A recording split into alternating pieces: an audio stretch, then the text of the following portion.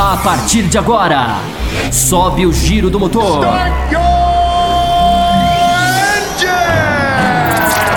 Está começando Café com Velocidade. Opinião e debate sobre o melhor do esporte a motor. Apresentação: Bárbara Franzin, Thiago Raposo, Thiago Rosa e Fábio Campos. Café com Velocidade, o seu podcast semanal de automobilismo. Café com Velocidade. Ei, você que nos ouve no café.autosfera.com.br, estamos começando mais uma edição do Café com Velocidade, edição 534, e uma edição bem especial, como sempre eu digo, né? Pois temos dessa vez final, temos campeão, temos decisão de título, vamos falar muito sobre isso, pois a nossa Fórmula Indy chegou ao fim no último final de semana em Sonoma, uma prova aí que vamos discutir se foi uma prova aí digna de uma final, se faltou emoção ou não, mas enfim, tivemos aí um campeão, né, inédito, Joseph Newgarden, piloto estreando aí na equipe Penske. Nós falamos bastante dessa contratação, tanto no fim do ano passado, como no início deste ano, no programa pré-Indy, aquele que a Bárbara faz só com a turminha dela, que não convida o pessoal do Café com Velocidade, eles falaram também, e agora a gente vai repercutir esse título dele. Eu já quero chamar você, Bárbara, para falar, já que você é uma admiradora da capacidade técnica de Joseph Newgarden e da beleza. Bom, vou fingir que eu não ouvi direito essa última parte, mas só que eu, desde o começo do ano, venho falando e venho apostando no Newgarden.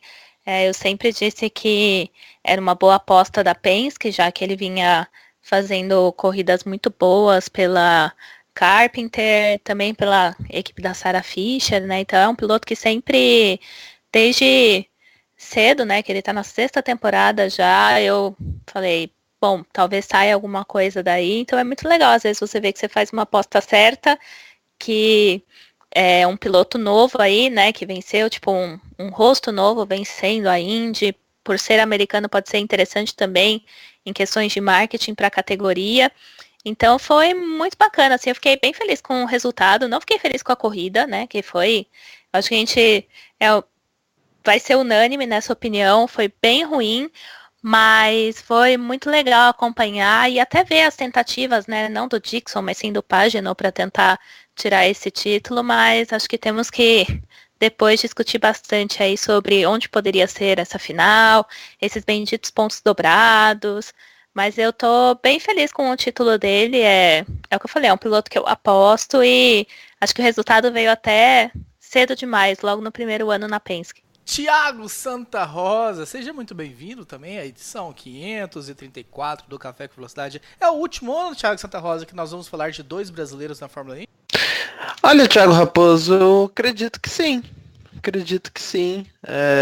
A tendência era que o Castro Neves ficasse na Penske, se conseguisse o título, não conseguiu.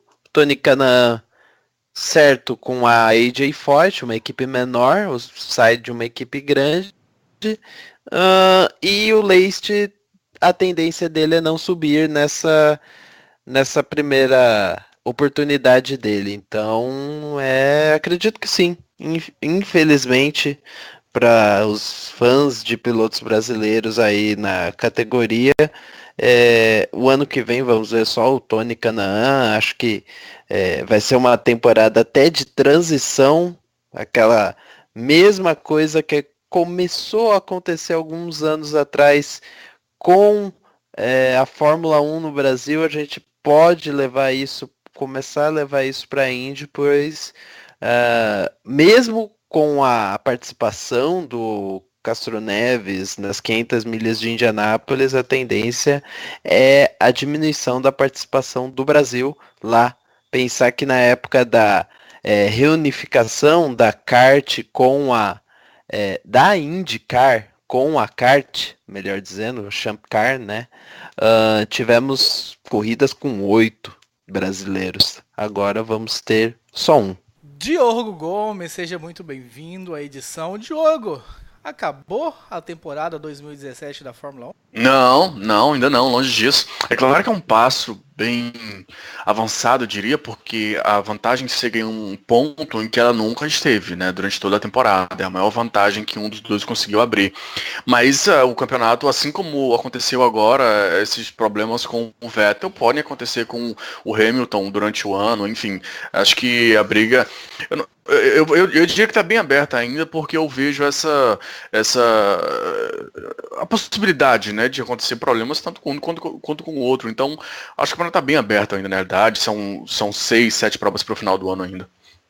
E Fábio Campos, completando aqui a minha mesa, ele que está sentado à minha esquerda. Fábio Campos, pensei muito em você durante a corrida da Fórmula 1, principalmente no início, quando estava lá ele, Nico Hülkenberg, na posição de pódio. E eu falei, não é possível que ele vai fazer o pódio. E a profecia de Fábio Campos de que se o JF pôs na estatística, acontece na corrida seguinte. Seja muito bem-vindo, Fábio Campos. Gostou da corrida, de um modo geral? Olá, Raposo. Olá para os colegas. Olá para o ouvinte, que mais uma vez nos prestigia aí com a sua audiência. Eu também pensei naquele momento, né, que o Hülkenberg estava em terceiro, que seria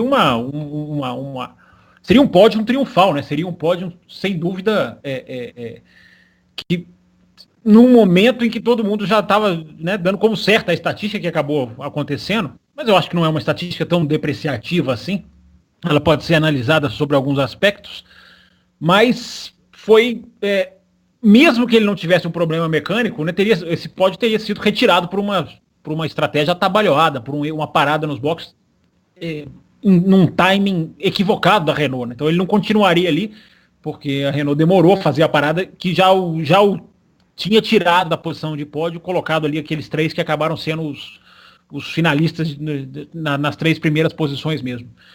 A corrida teve muito evento, teve muita coisa que a gente vai discutir, teve alguns acontecimentos que não só a largada que merecem ser exaltados, mas entre corrida cheia de eventos e corrida para ser considerada boa, para mim há uma grande diferença. E aí o Grande Prêmio de Singapura, que traz as suas excentricidades próprias de uma pista como aquela, com aquela configuração, mas é muito longe de ser considerado uma corrida boa para os padrões de quem tem, como eu, o que é uma corrida boa. Enfim, teve coisa que aconteceu.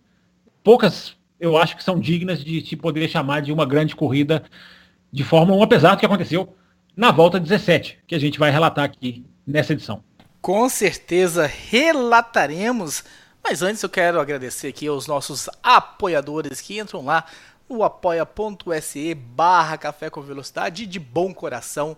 Vão lá e com qualquer quantia mensal ajudam o Café com Velocidade a tocar esse projeto para frente, porque enfim, né, temos aí alguns gastos, o site, manter o servidor, equipamentos, divulgação e tudo mais. Então é realmente um pessoal aí muito legal que estão lá a fim realmente de ajudar. Se você ainda não é um apoiador, se você acha que tem condições de ajudar, sei lá, R$5 mensais, 10, 15, cada um sabe aí qual é a sua condição mensais. Eu não estou falando diário, estou falando mensal. É menos de R$1, pode ser até bem menos, né, se você ajudar com R$5.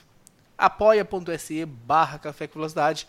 E a gente tenta fazer uma contrapartida, né? A gente tem um grupo exclusivo dos apoiadores no WhatsApp, um grupo onde realmente a interação acontece muito mais intensa. E esses apoiadores podem, por exemplo, escolher a corrida clássica que será discutida aqui no Café com Velocidade, que eu prometi colocar enquete na semana passada, mas ainda não coloquei e esqueci quais foram as alternativas que nós discutimos no programa semana passada. Então eu vou pedir no fim do bloco da Fórmula 1, hoje que o Rosa está aqui, para a gente repetir novamente as alternativas. Eu já vou criar na hora a enquete para colocar no grupo. Se alguém quiser mudar de ideia, ainda tem essa chance. Mas é isso, o recado é esse, agradecer os nossos apoiadores que estão lá nos ajudando e convidar você que não é ainda e, sabe, gosta desse programa, gosta desse projeto aqui e quer nos ajudar de alguma forma, tenha certeza que o seu pouquinho lá que você acha que é um pouquinho, junto com um pouquinho de todo mundo, vira um grande valor aí e nos ajuda bastante. Dito isso, vou passar a vinheta e a gente vai começar a falar sobre Fórmula 1. Fórmula 1. Então vamos dar início à edição falando sobre o GP de Singapura, mais uma edição da temporada 2017. E Fábio Campos, eu me lembro que no programa da semana passada, na introdução, eu te chamei e falei se você achava, ou se você considerava que dependendo do resultado que acontecesse em Singapura, que nós teríamos aí o campeonato encerrado. Tivemos um resultado aí que realmente não era esperado em condições normais de temperatura e pressão, pelo que se viu nos treinos livres e na classificação não era o que estava nos prognósticos, mas tem todo o acontecimento que a gente vai dizer daqui a pouco. E Lewis Hamilton venceu e Lewis Hamilton abriu 28. E agora a gente parte para pistas teoricamente favoráveis à Mercedes, como essa era teoricamente favorável à Ferrari, e se mostrou, se não fosse o acidente, estava meio claro pela classificação e pelo de que realmente a teoria se mostrava na prática ali uma verdade. Acabou o campeonato, Fábio Campos? Não acabou. O campeonato ficou muito mais difícil para a Ferrari, mas não acabou, né? Até porque a gente não tem todas as pistas agora que restam favoráveis à Mercedes, né? Existem algumas que são pontos de interrogação e algumas que pode dar jogo com certeza. Por exemplo, dá para lembrar que na Malásia a Ferrari venceu em 2015, em condições também normais, digamos assim. Calor extremo, mas era condições normais para a Malásia, né? Quando era naquele ano em que a Ferrari conseguiu ganhar algumas poucas corridas. Então, você não pode cravar que a Mercedes vai ganhar na Malásia. Eu acho que se a Mercedes ganhasse da Ferrari em Singapura em condições normais, talvez a gente pudesse falar que o campeonato teria ficado 90% para a Mercedes. Mas a gente não pode falar isso. Primeiro, pelo que eu te respondi na abertura da edição passada, né? Singapura é Singapura, não tem nada igual. O que é até muito bom, né? Eu me peguei agradecido esse final de semana por Singapura existir na Fórmula 1, por ser um diferencial. Eu que critiquei tanto Singapura quando entrou, né? Não de criticar no sentido de não deveria existir, mas do pouco... de toda a intenção por trás ali de que esportivamente não tem nada. Mas acabou virando uma pista, e ainda mais valorizada agora com esses novos carros, que são muito desgastantes, digamos assim. A pista acaba tendo um diferencial, que eu não vou chamar de Q a mais, porque eu não sei o que esse Q significa. Quando eu descobrir o que significa, eu citarei. Mas tem alguma coisa a mais nessa pista que é interessante. Agora, se a Mercedes tivesse vencido na pista mesmo, né, derrotado a Ferrari em velocidade, ela venceu na pista. É bom fazer essa ressalva. Mas em velocidade pura, aí era muito preocupante. Mas eu lembro de uma entrevista do Nick Lauda, 2-3 semanas, dizendo assim, Singapura é impossível pra gente. Ele usou o termo impossível, né, em termos de velocidade com a Ferrari. Se tivesse vencido desse jeito, seria mais preocupante. A gente vai discutir tudo o que acarreta o acidente, a largada, enfim, e o futuro agora do campeonato, mas é uma derrota menos, digamos assim, esportiva, se a gente puder usar essa palavra para o ouvinte, espero que ele esteja entendendo exatamente o que eu estou querendo dizer, né? Não perdeu para a Mercedes em velocidade, perdeu para a Mercedes porque carros batem na largada de vez em quando. Fábio Campos, sendo então aqui, trazendo a verdade à tona, né? Afinal, esse programa tem um compromisso com a verdade, eu vou revelar aos nossos queridos ouvintes que o bloco da Fórmula Indy foi gravado antes do bloco da Fórmula 1 que está sendo gravado agora, porque Bárbara Franzin participou do bloco da Fórmula Indy, ela ia participar só desse bloco, então nós adiantamos para ela já ir dormir mais cedo e tudo mais, e ficamos nós aqui. Eu estou dizendo isso porque você disse, abre aspas lá no bloco da Fórmula 1, que no momento em que o Newgarden foi para cima do Pagenot, eu sorri. E no momento da largada da Fórmula 1, qual foi a sua reação, Fábio? Não sorri, eu fiquei triste, porque a corrida perdeu muito com aquele acidente, né? A corrida perde muito quando acontece isso, né? Quando acontece... Né? Nunca é legal, quer dizer, pra mim, né? Tem gente que adora, vibra, gosta disso, mas eu nunca acho legal componentes que podem fazer a corrida boa serem alijados da disputa nos primeiros metros. Não me agrada. A minha primeira reação foi o Verstappen acabou com a corrida. A primeira reação eu vou ser obrigado a confessar. Mas não foi o que aconteceu. Não foi o que aconteceu. A minha primeira visão, depois eu vi a largada, assim, eu devo ter visto essa largada umas 80 vezes. Mas já na segunda, terceira... Não só você, não se preocupa. Mas não, eu digo assim, antes de completar a primeira volta, eu já tinha assistido a largada umas 80 vezes. Antes de eu continuar a assistir a corrida. É claro que não foi culpa dele. Quer dizer, não sei se alguém acha, a gente pode até discutir, mas para mim ficou levemente claro de que ali foi uma coisa de corrida totalmente, né? Foi uma interpretação errada de um piloto que não pode ser jamais punido por causa disso. Então a minha primeira reação foi de lamentar, Raposo, não foi jamais de ficar... Eu acho curioso, até coloquei isso no Twitter, que a equipe mais não me toques da Fórmula 1 dizem até que pela primeira vez na sua história, eu até questiono essa estatística, ela é muito forte, não sei se o JF tem informações a respeito, Dizem que é a primeira vez na história que 2 carros da Ferrari saem na primeira volta de uma corrida. Em 67 anos de Fórmula 1, será? Mas enfim, essa realmente é uma estatística daquelas que tem que investigar corrida por corrida, como o Marcelo Cesarino já me fez fazer outras vezes. Mas de estatísticas à parte, é curioso que a equipe mais não me toque da Fórmula 1 saia na largada com os 2 carros se tocando um com o outro. Depois que eu parei pra, enfim, analisar o acidente, largar e tudo mais, eu pensei, ok, legal, a gente tem o Hülkenberg na frente, a gente tem... O Sainz ainda não estava na frente nessa altura, né? Porque o Sainz teve uma largada, teve problema no carro, o famoso anti-tal, né? E tudo mais, e aí acabou largando de maneira horrorosa. Mas a gente tinha o Palmer bem, a gente tinha o Hülkenberg bem. E Pérez, era o terceiro e quarto. Sim, né? Exato, o Pérez dá um pulo enorme, eu falei, legal. Agora, peraí, por quê? Pra mim, o desenho do final de semana foi Ferrari, Red Bull, Mercedes. Ferrari, as 2 estão fora. Red Bull, uma tá fora. E a uma que tá fora é a que vinha melhor durante todo o final de semana. A outra, depois, naquele ponto... A que tava melhor... O Ricardo foi mais rápido na sexta, é verdade. No sábado... No sábado, na classificação e só. Porque até o FP3, o Ricardo Verstappen estavam juntinhos. Ok, que seja. Temos 2 Ferraris, perdemos. Temos 2 Red Bull, perdemos uma. Sobrou uma Red Bull, que depois, até esse momento eu não sabia, claro, depois eu descobri que estava com problema até, perdendo pressão de óleo na caixa de câmbio, se eu não me engano, e aí acabou ter que fazer uma corrida bem segura, não podendo forçar muito, e você tinha as 2 Mercedes, o Hamilton na frente sumindo e um Bottas numa das piores corridas que eu já vi o Bottas fazer, sem ritmo pra nada, 0. Então eu falei, poxa, a gente tinha 6 candidatos a alguma coisa, e dos 6 candidatos nós resumimos a 2, a gente pode dizer, ou 1, então... Sabe, isso foi muito negativo pro decorrer da corrida, porque um dos pontos que a gente vai entrar em maiores detalhes, porque a corrida foi ruim, eu achei um consenso que todo mundo achou a corrida ruim.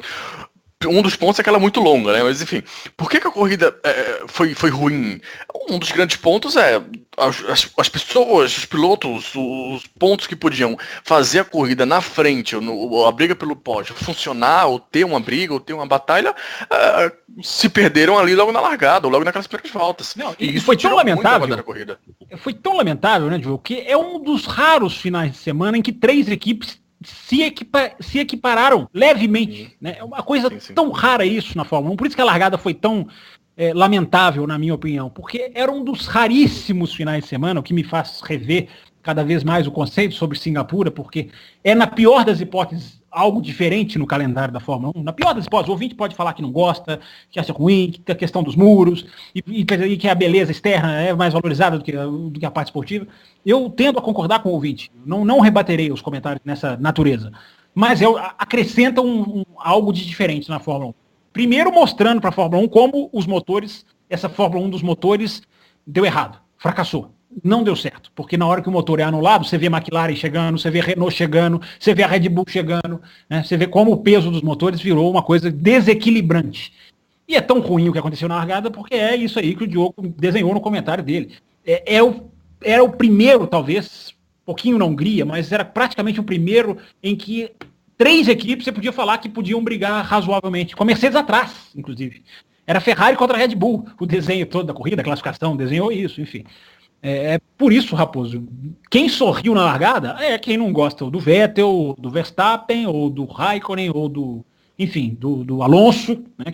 Quem não, deve ter muitos que não gostam dele, certamente, porque o Alonso, coitado, pagou por largar bem. Isso é uma injustiça. A gente já discutiu aqui um programa, né? Injustiça no automobilismo é isso. O Ricardo larga mal e sobrevive por isso. O Alonso faz uma largada que era para entrar para os arquivos da Fórmula 1. Sim, mais uma.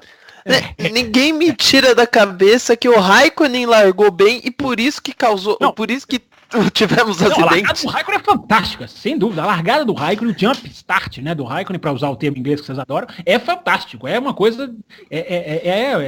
Se ele fosse uma reta da Malásia, por exemplo, mais longa, ele contornaria em primeiro.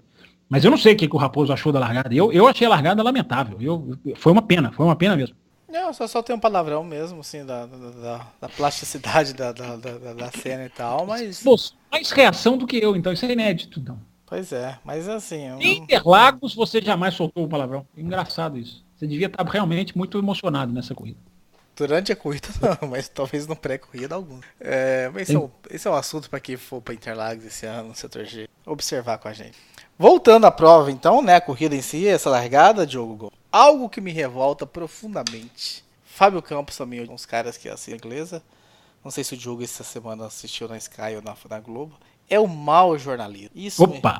Isso me revolta. Vem assunto importante aí, vamos lá. Não é a primeira vez que é dito isso. E eu até já sei qual é. E foi repetida a seguinte frase: tá ficando feio pro Verstappen. Mais um abandono. Não, pera aí, que o pior não veio ainda. Mais um abandono na temporada e quase todos por culpa dele. É a má opinião. Deixa o Diogo falar primeiro. Vocês conseguem lembrar qual dos abandonos do Verstappen esse ano foi culpa dele? Eita, memória difícil. Foi a batida, foi culpa dele, mas não foi ele não abandonou, né? Ele até continuou. Mas a batida na Hungria foi culpa dele. Não, abandono foram todos quebras, né? Na Áustria ele também foi acertado, como em Barcelona. Foi o Bottas que fez os dois quebrarem, o Raikkonen e o Verstappen. Nenhum. Eu acho que só com o Raikkonen, né?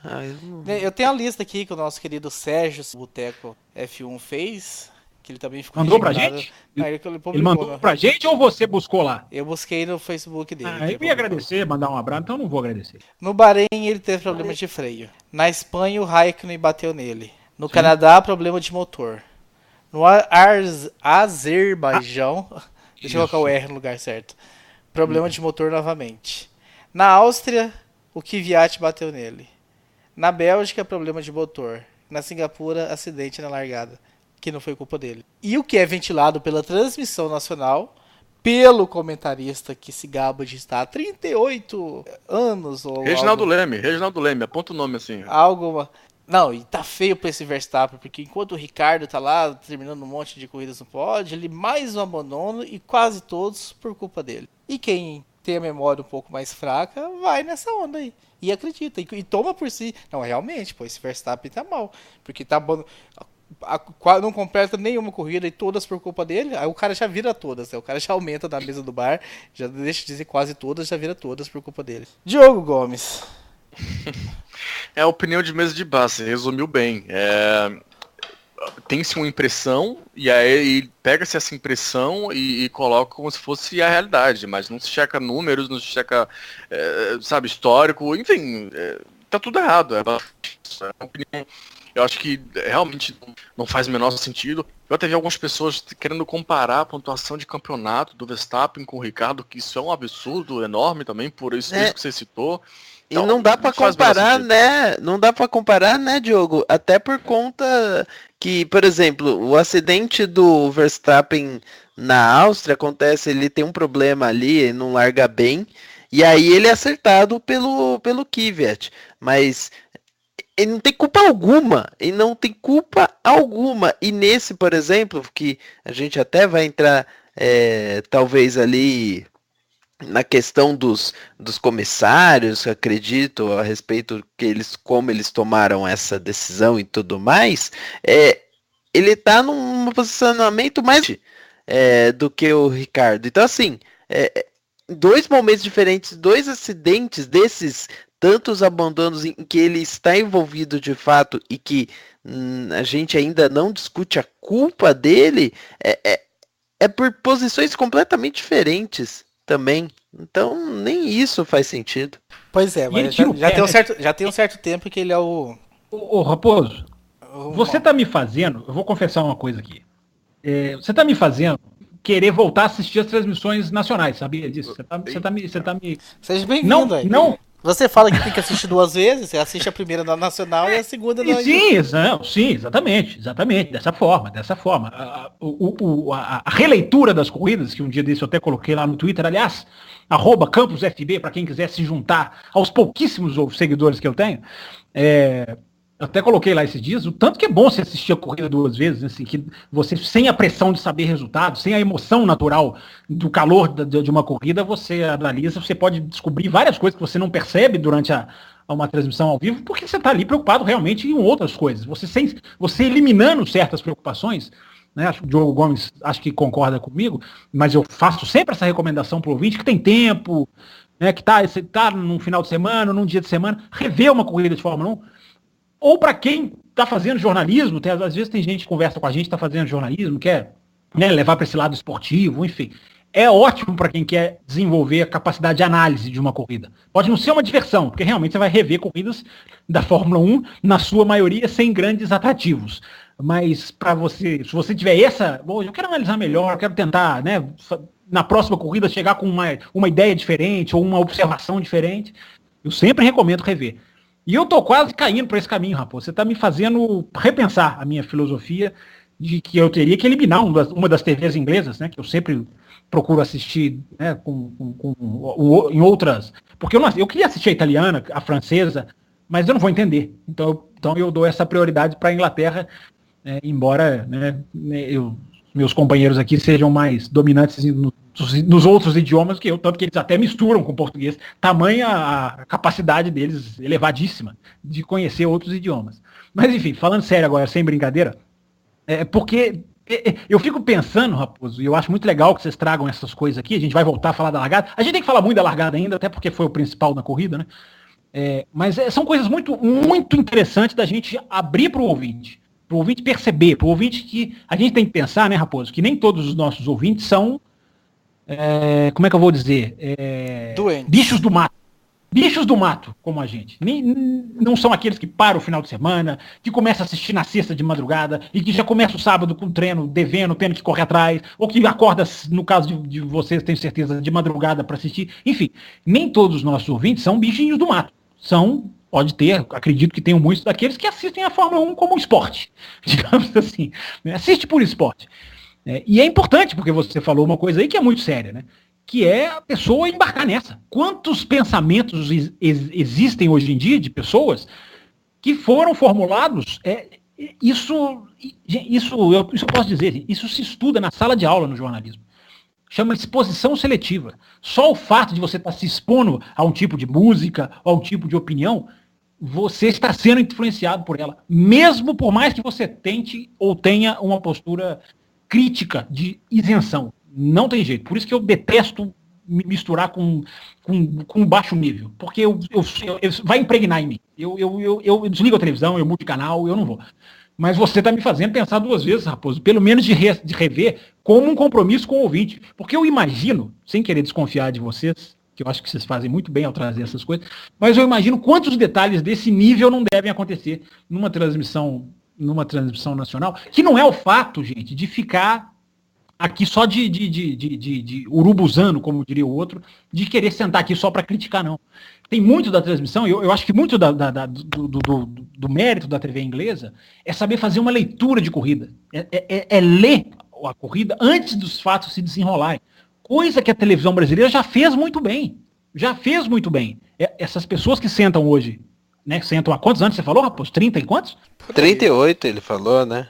Mas não sei, ele falou 38, né?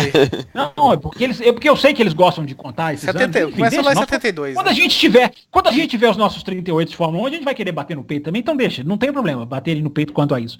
Você tá problema próximo. Oi? Você tá próximo. De jeito nenhum. Eu tô para completar 38 de vida, nem cheguei nisso ainda. Mas vou completar 20 grandes prêmios do Brasil esse ano. Estou muito feliz com o Interlagos. Quero saber quem vai pagar um lanche para mim para comemorar o 20º grande prêmio do Brasil de Interlagos. Mas é porque comecei menininho de levado pelo braço, puxado pelo braço. Mas enfim, voltando aqui ao que eu estava dizendo. É importante se apontar essas coisas, porque essa leitura de corrida, por exemplo, que já fizeram muito bem a TV brasileira, vou fazer até um elogio aqui, me lembro naquela corrida de 2006 do Alonso em San Marino contra o Schumacher, eu e o Raposo volta e meia, lembramos dessa corrida aqui. Mas eu perdi ela na corrida clássica, infelizmente.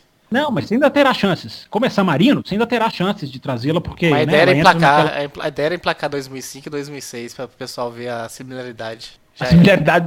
A inversão, né? Impressionante. Duas corridas tão ligadas uma com a outra, né, em campeonatos diferentes e a relação assim de vingança, né? Mas naquela corrida me lembro muito bem do super narrador, né, que todos adoram, na Stock Car, inclusive, faz uma festa para ele, claro, né, comercialmente explorando. Me lembro dele fazer a leitura da corrida antes de começar a caça do Schumacher, que é um mérito.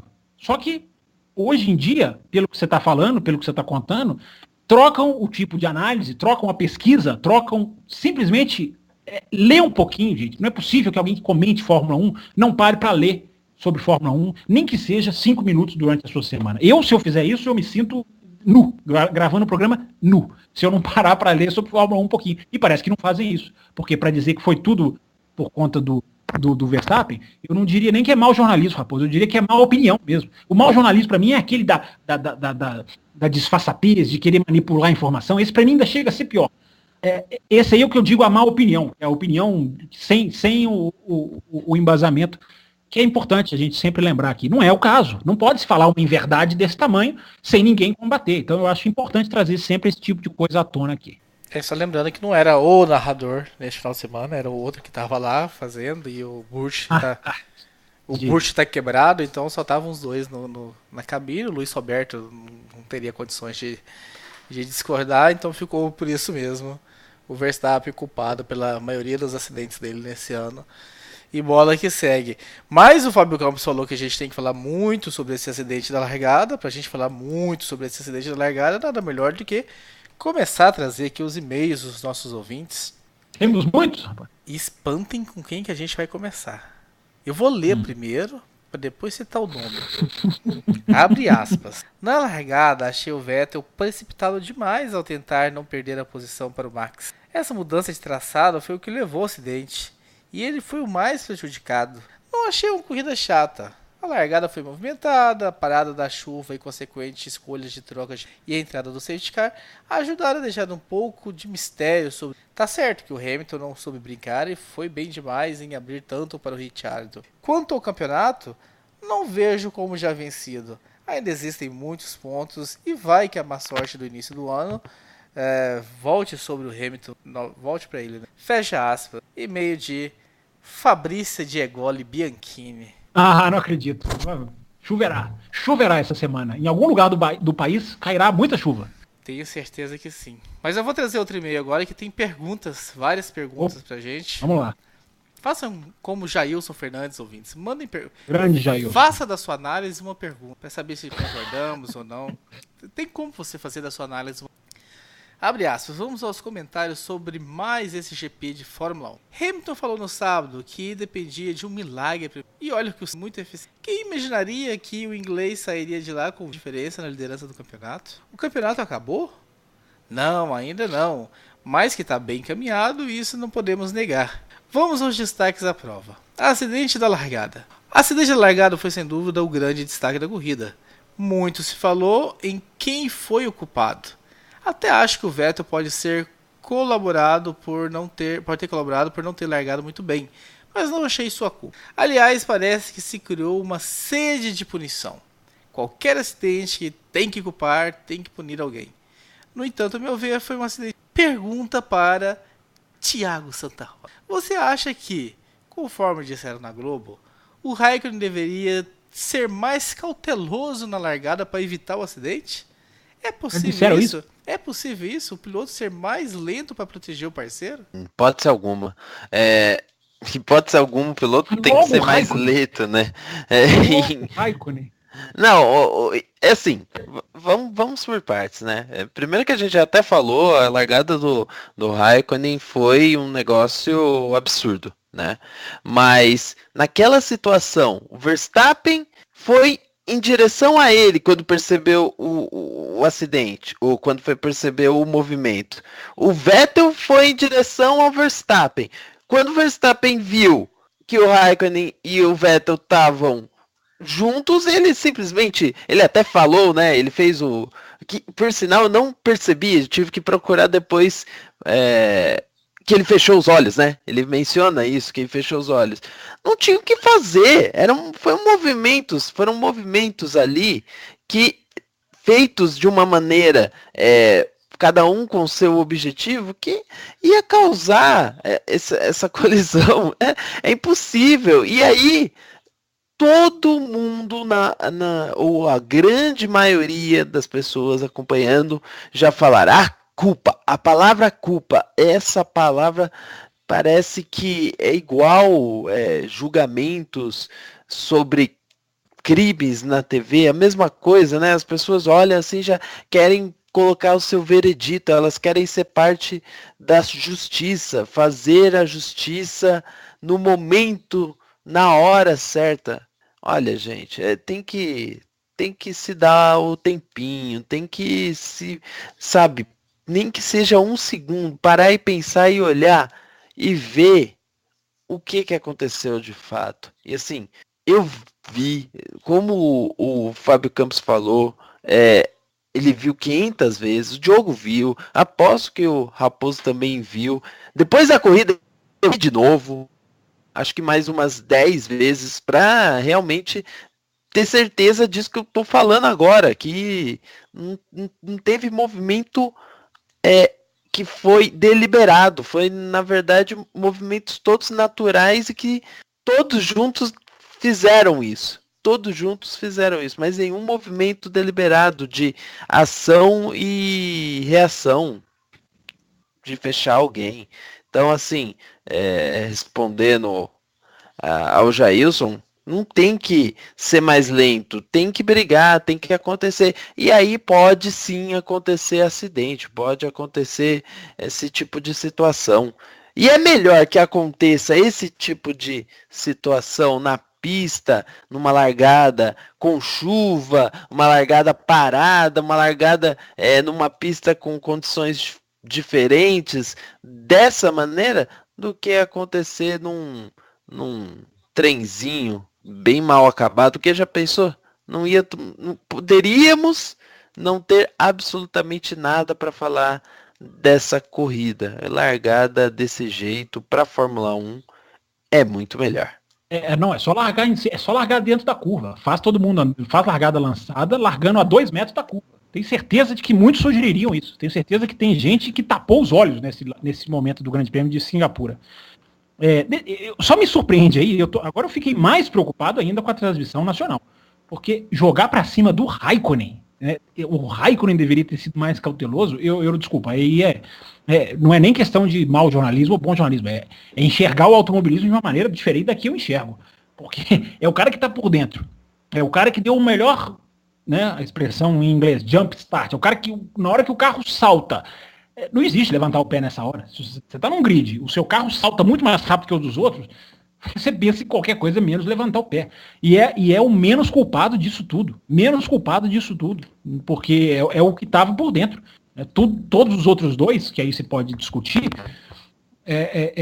que foram para cima dele. Ele é o menos culpado. Então, dizer uma transmissão, não sei se foi dito, mas estou pegando aí pelo que vocês disseram, que ele deveria ter sido mais cauteloso, então você falar com outras palavras, ele deveria não ter querido ganhar, ele deveria não ter sido, ele deveria ter largado de segunda marcha, né, para ir bem devagar, porque não é possível, o cara pula como ele pulou, não tem outra alternativa a não ser colocar ou para a esquerda ou para a direita, ele colocou para a esquerda, e o que aconteceu pode acontecer em qualquer lugar, talvez até para matar a minha análise na largada, evidente que o Vettel vir para a esquerda é o que causou tudo isso. Mas você não pode culpar, dizer que o Vettel fez uma atitude imprudente, porque é um movimento natural de largada.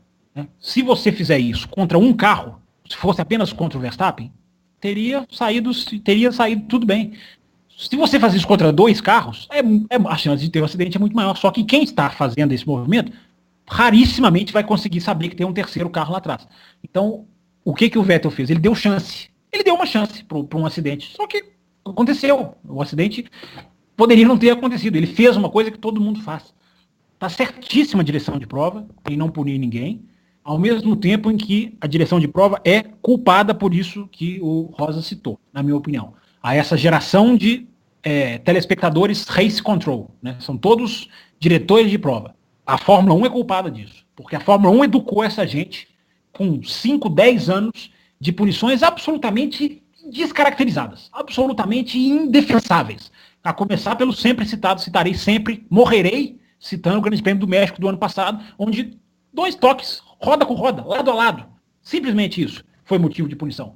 Então, a Fórmula 1 ensinou essa gente. Aí eu não posso nem dizer que foram os narradores e comentaristas. Nesse caso, foram os próprios diretores da Fórmula 1 que criaram uma geração de pessoas que acham que tem que ter punição a qualquer toque. O que não é. Corrida de carro tem tem batida. E tem gente que ainda não entendeu isso, que acha que tem que ter cartão vermelho para alguém em qualquer circunstância. Eu acho que até nós mesmos, no nosso inconsciente.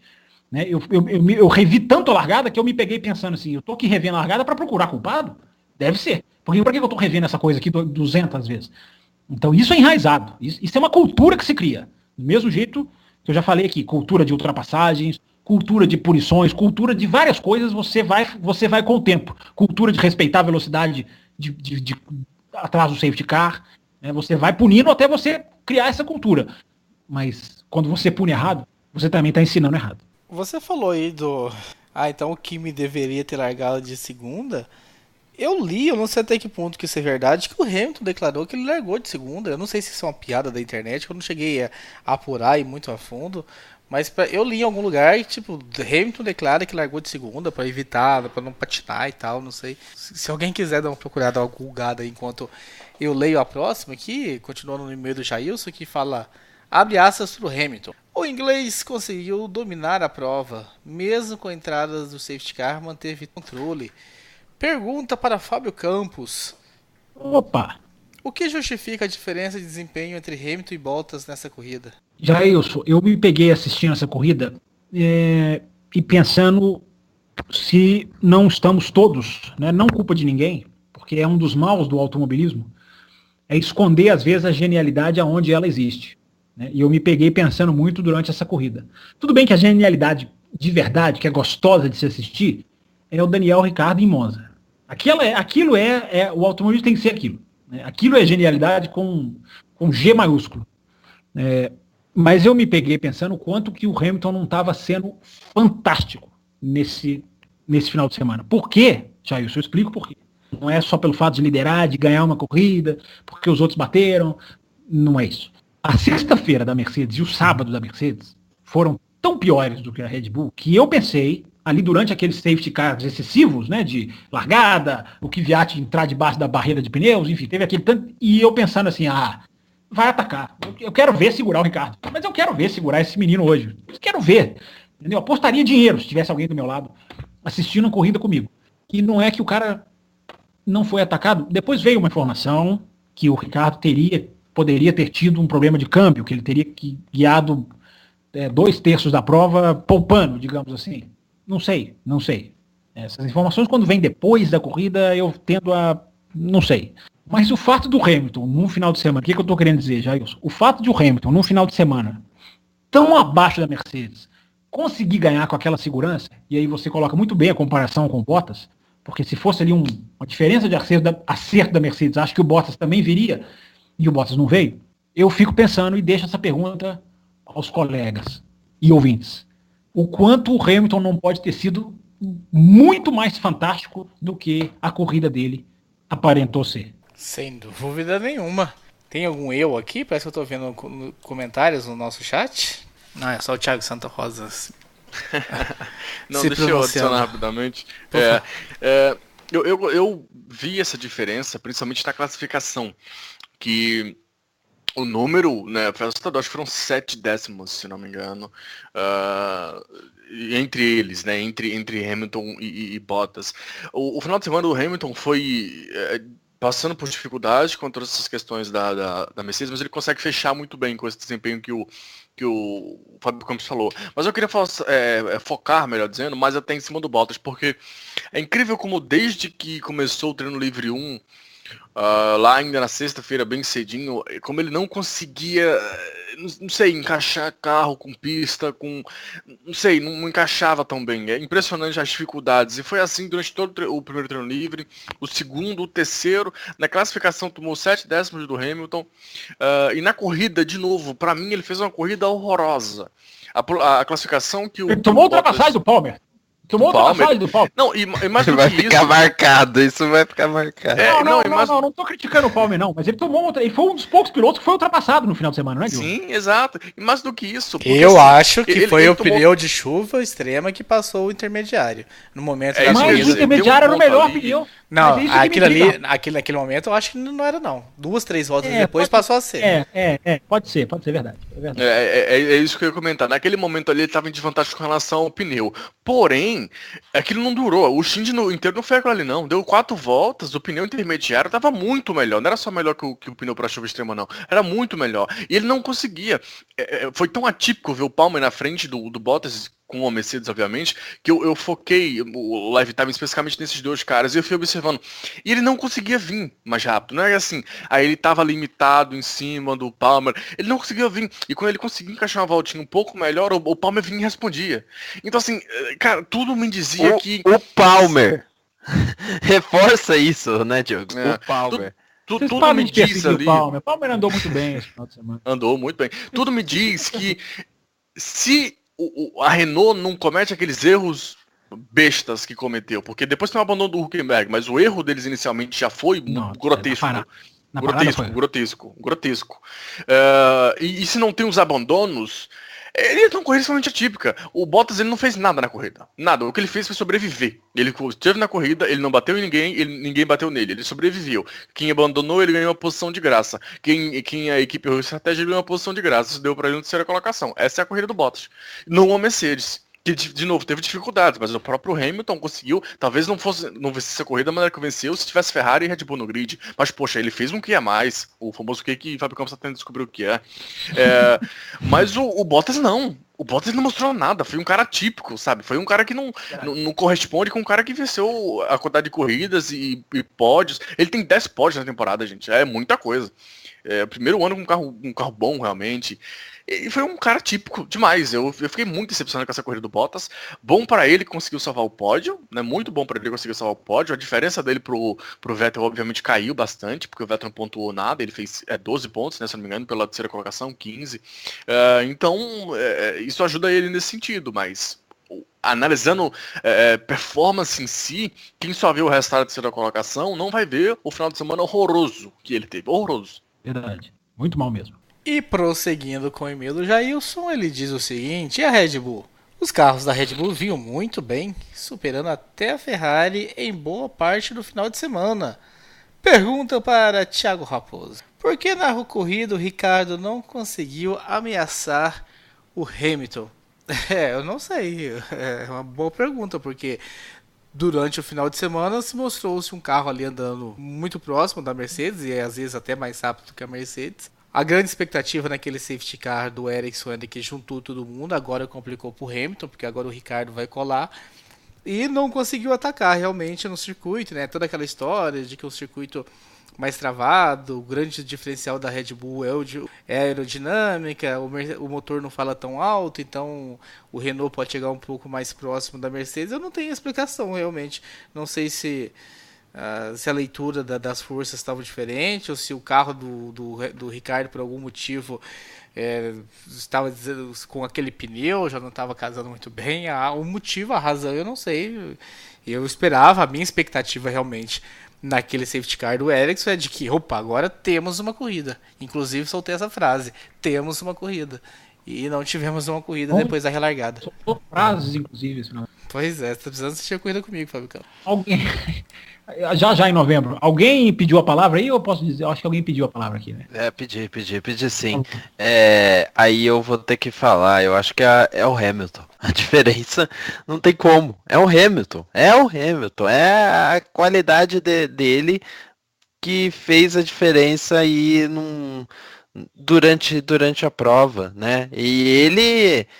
Gente, como você mencionou, Thiago Raposo, nós falamos de Fórmula Indy antes de Fórmula 1, né? Então foi mencionado ali a briga do Newgarden com o Simon Pagenaud quando gravamos o bloco da Fórmula Indy, né? E o Newgarden recebeu ordem para não atacar, mas é instintivo do piloto.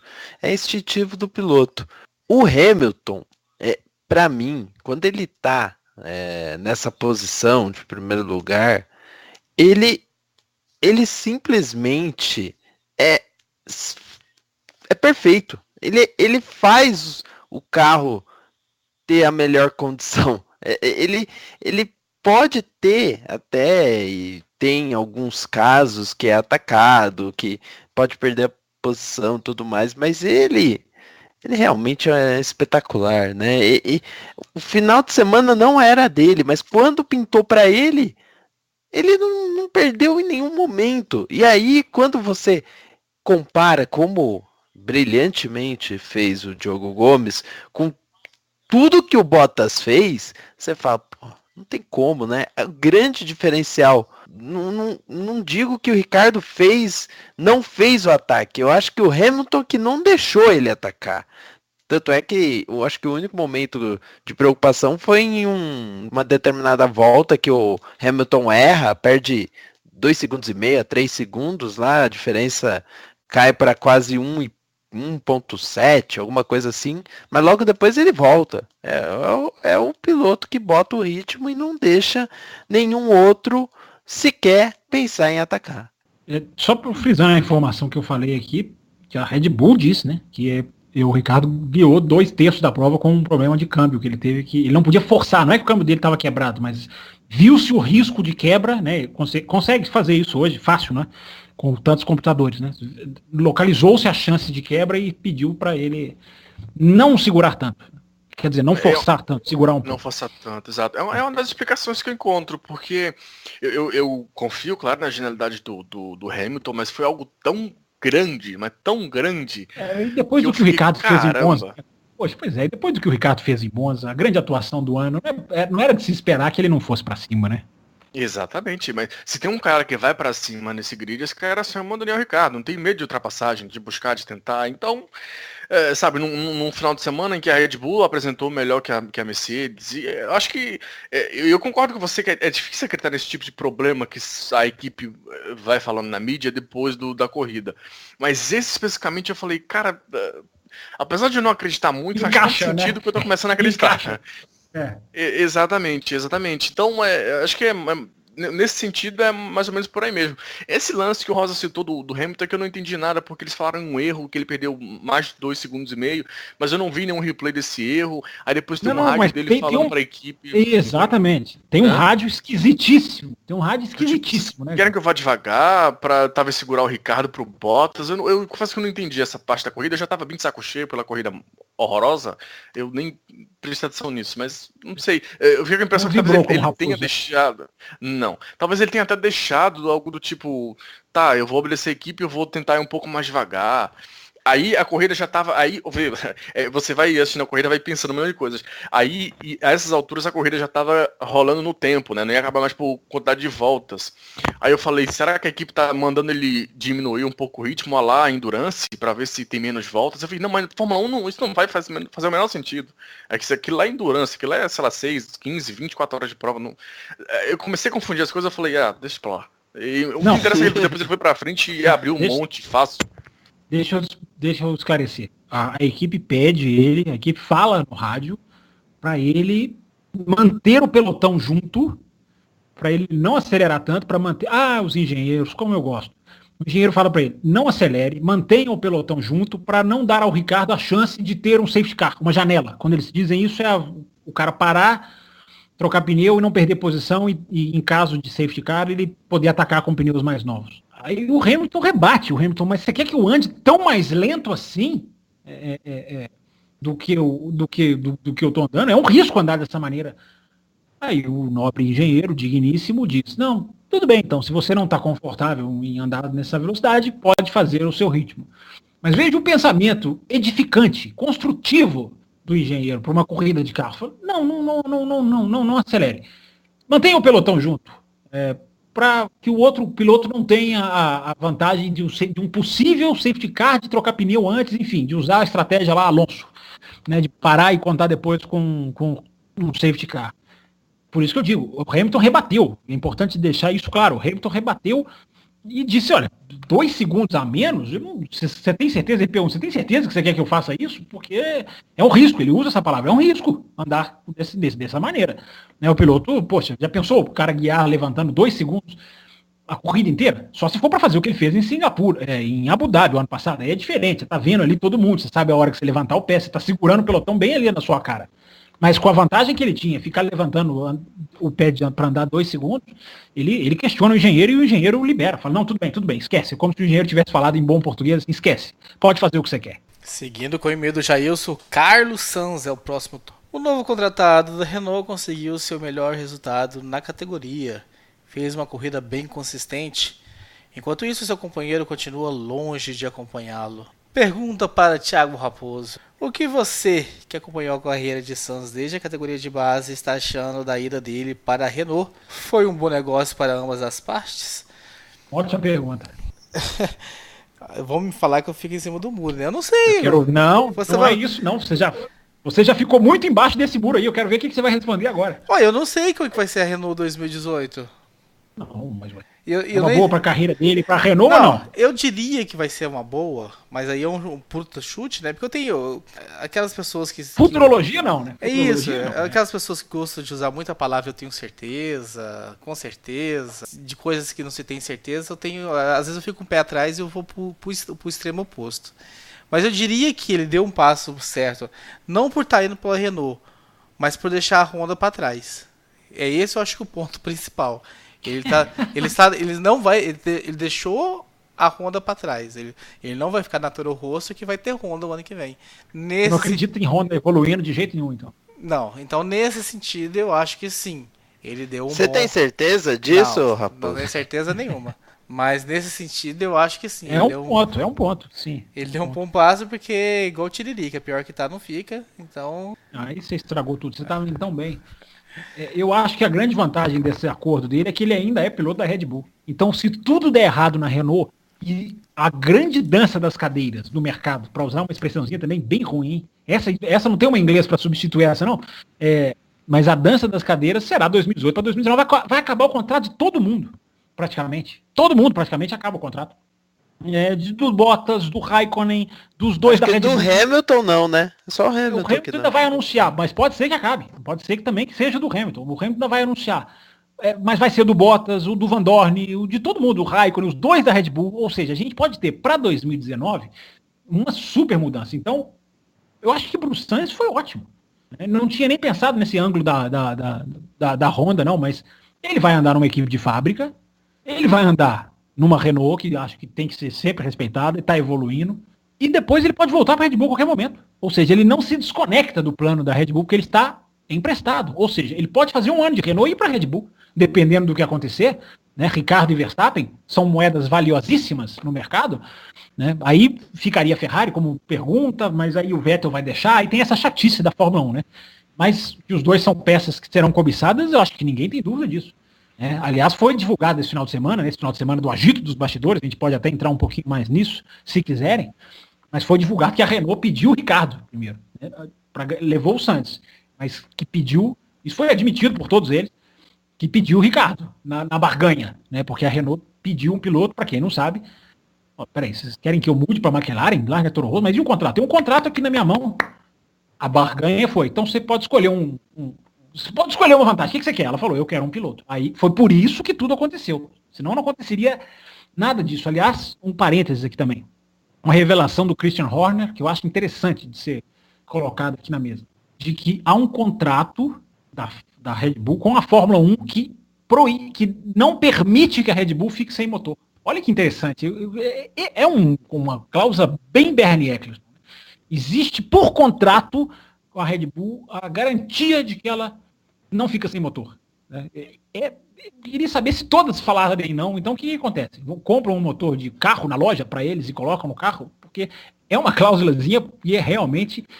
Essa eu falei, eu tenho que levar lá para o café, porque essa não pode passar em branco. Mas é isso, a Red Bull tem um contrato com a Fórmula 1 e todas as outras devem ter, eu acredito.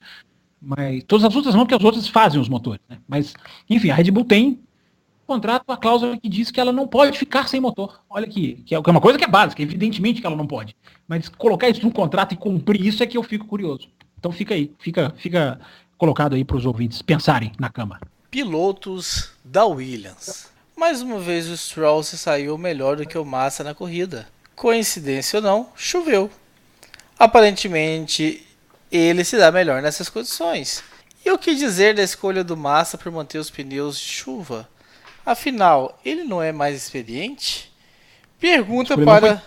Mas foi só para deixar claro, não foi dele a escolha. Pois é, a equipe, o Paddy Lowe admitiu, a equipe fez duas estratégias por decisão dela mesmo, da equipe. Pergunta para Fábio Campos. Pergunte. Podemos dizer que a permanência de Massa na Fórmula 1 está nas mãos, ou melhor, no bolso do pai do Lance Stroll? Não. Uma coisa não vai ligar a outra. O futuro do Lance Stroll tá no bolso do pai dele. O do Massa não. O futuro do Massa tá o presente do Massa tá na cláusula de contrato da Martini, empresa de bebida alcoólica, que exige um piloto acima de 25 anos. Né? Então, deixa eu te ventilar o que saiu na imprensa nacional também. Eu não sei se isso foi dito na imprensa internacional. A imprensa nacional que diz é que o Robert Kubica ganhou força na Williams, mas que o pai do Stroll estava vetando, não queria. Inclusive não estava nem querendo deixar o Kubica testar o carro lá o carro de 2014, que foi comprado para o Stroll pilotar e tudo, e que havia uma ideia e uma intenção de pôr o Kubica para andar, e que o pai do Stroll não estava querendo, que o pai do Stroll queria a permanência do Massa, mas se não fosse para o Massa ficar, que subisse o Paul de Resta, e não queria o Kubica. Os nomes para a Williams são assustadores, né? Mais do que o presente da Williams já é assustador, os nomes para o futuro são assustadores, que a imprensa fala em ou Palmer, ou Paul de Resta, o Kubica também foi citado, ou Marcus Ericsson, que pode ir também para a Williams, porque a Ferrari parece que vai conversar com a Sauber sobre colocar 2 pilotos. Né? Dois ótimos pilotos. O Giovinazzi e o Leclerc. Que a TV inglesa insiste em chamar de Giovinazzi. Dizem eles que checaram isso. Mas eu não vou comprar essa. Eu vou continuar com o Giovinazzi, como me ensinaram aqui os meus colegas de programa. Aliás, eu quero fazer uma enquete sobre essa dupla aí daqui a pouco. Pois é. Não tem nada certo, essa é puramente especulação, mas esses são os nomes para Williams. Só para matar a questão do Kubica, a TV inglesa pra também Sauber. citou... Oi? Os nomes para Sauber. Sim, os nomes para Williams, que eu citei, o Palmer, o Kubica... Tá, entendi. É que você falou os da Sauber... Eu acabei falando das duas, Mas esses da Williams, a TV inglesa também falou do Kubica, mas aí eu já me informando em outros locais, que não televisão, eu tenho cada vez mais firme a convicção de que o Kubica não tem condição de ser piloto de Fórmula 1, demonstrou isso nos testes da Renault, a Renault não vai falar isso publicamente, mas não tem condição. Falta aquele que a mais... Que do cara tirar ali alguns décimos, enfim, ele não tem a pegada, enfim, ele não tem a força no braço. Cada vez mais eu me convenço, lendo depoimentos, de que esse é o caso. Né? Foi anunciado que o Nico Rosberg agora é o agente dele, né, nesse final de semana. Enfim, isso pode ser uma coisa assim de bastidores, interessante, mas eu até torço para ele ir para alguma equipe. Mas os nomes para Williams, os nomes da Williams para o futuro são mais aterrorizantes do que os nomes do presente da Williams. Que, aliás, diga-se de passagem, o Stroll está à frente do Felipe Massa no campeonato, na tabela de pontos. Tudo bem, o ouvinte pode contra-argumentar que a tabela pode não estar sendo fiel, mas ela é, no mínimo, um indicador muito forte, muito sério, enfim, que eu deixo aí pro ouvinte pensar na cama. Mas o que se especula são esses nomes que eu falei. O Ericsson poderia ir para o Williams por causa também do dinheiro, enfim, dos patrocinadores. Mas o que mais assustador nisso tudo não é nem do futuro, é do presente. O que me faz lamentar. É uma equipe ter a obrigação de contratar um piloto mais velho porque o seu patrocinador exige assim. Isso para mim é um absurdo. E essa é a única razão que o Massa voltou à Fórmula 1. Foi a única razão. Porque precisava de um piloto com idade e foram buscar o Massa de novo. Não foi por velocidade, não foi por mérito. Foi por esse tipo de cláusula contratual, que para mim é um absurdo, pensando na Fórmula 1 como um todo. E olha, assim, Fábio Campos, por mais que a equipe tenha decidido isso, é de você pensar, o cara tem experiência, tá lá pela experiência, mas se você menciona de fato essa cláusula que foi um fator para ele voltar aí à categoria, e ele não questiona a ordem da equipe, ou ele não se impõe para vamos fazer uma tática diferente, ok. E aí, beleza, você fala, vamos ver o que vai dar. E na pista, na hora das disputas, você vê um Massa lá brigando como se fosse um dos, sei lá, sabe, um dos piores do grid. O Stroll, fato, ou como se fosse um novato como o Stroll, né? Mas ele de fato estava sendo um dos piores do grid, esse é o ponto. Dos que que não saíram ali, o Kvyat e o Ericsson, que para mim erros que mostram a temporada deles nessa pista, né? Refletem exatamente o que eles têm sido nesse ano. O Kvyat errando, batendo, o Ericsson com a batida mais... O Kvyat tem 4 pontos na temporada, gente. E o Ericsson com a batida mais estapafúrdia do ano, pra mim, na minha opinião. Aí vem o Massa com as disputas dele e inclusive com um movimento de quase acidente com o Magnussen que, vou te falar, viu? Ali seria muito erro dele. Fechar o Magnussen naquele ponto, o ponto mais rápido da pista. Tudo bem que é uma entrada de curva, mas o Magnussen já estava com o carro, metade do carro na linha de dentro. Então, assim, é coisa que um novato não faria. E ele fez. Então, assim, é para criticar e criticar muito esse ano. E a prova de Singapura eu acho que é muito evidente nesse sentido da temporada do Felipe Massa, né? Porque se em um momento, lá no início, se falou até, o Williams vai brigar, não brigou e pelo contrário, né? Tá cada vez mais indo para o fundo do poço ali, né? Classificar só à frente da Sauber também já dá um indicativo do que é a Williams. A mesma Williams que se reergueu ali quando a Fórmula 1 mudou para os motores híbridos e tudo mais, é essa Williams, a mesma de 2013, vamos dizer assim.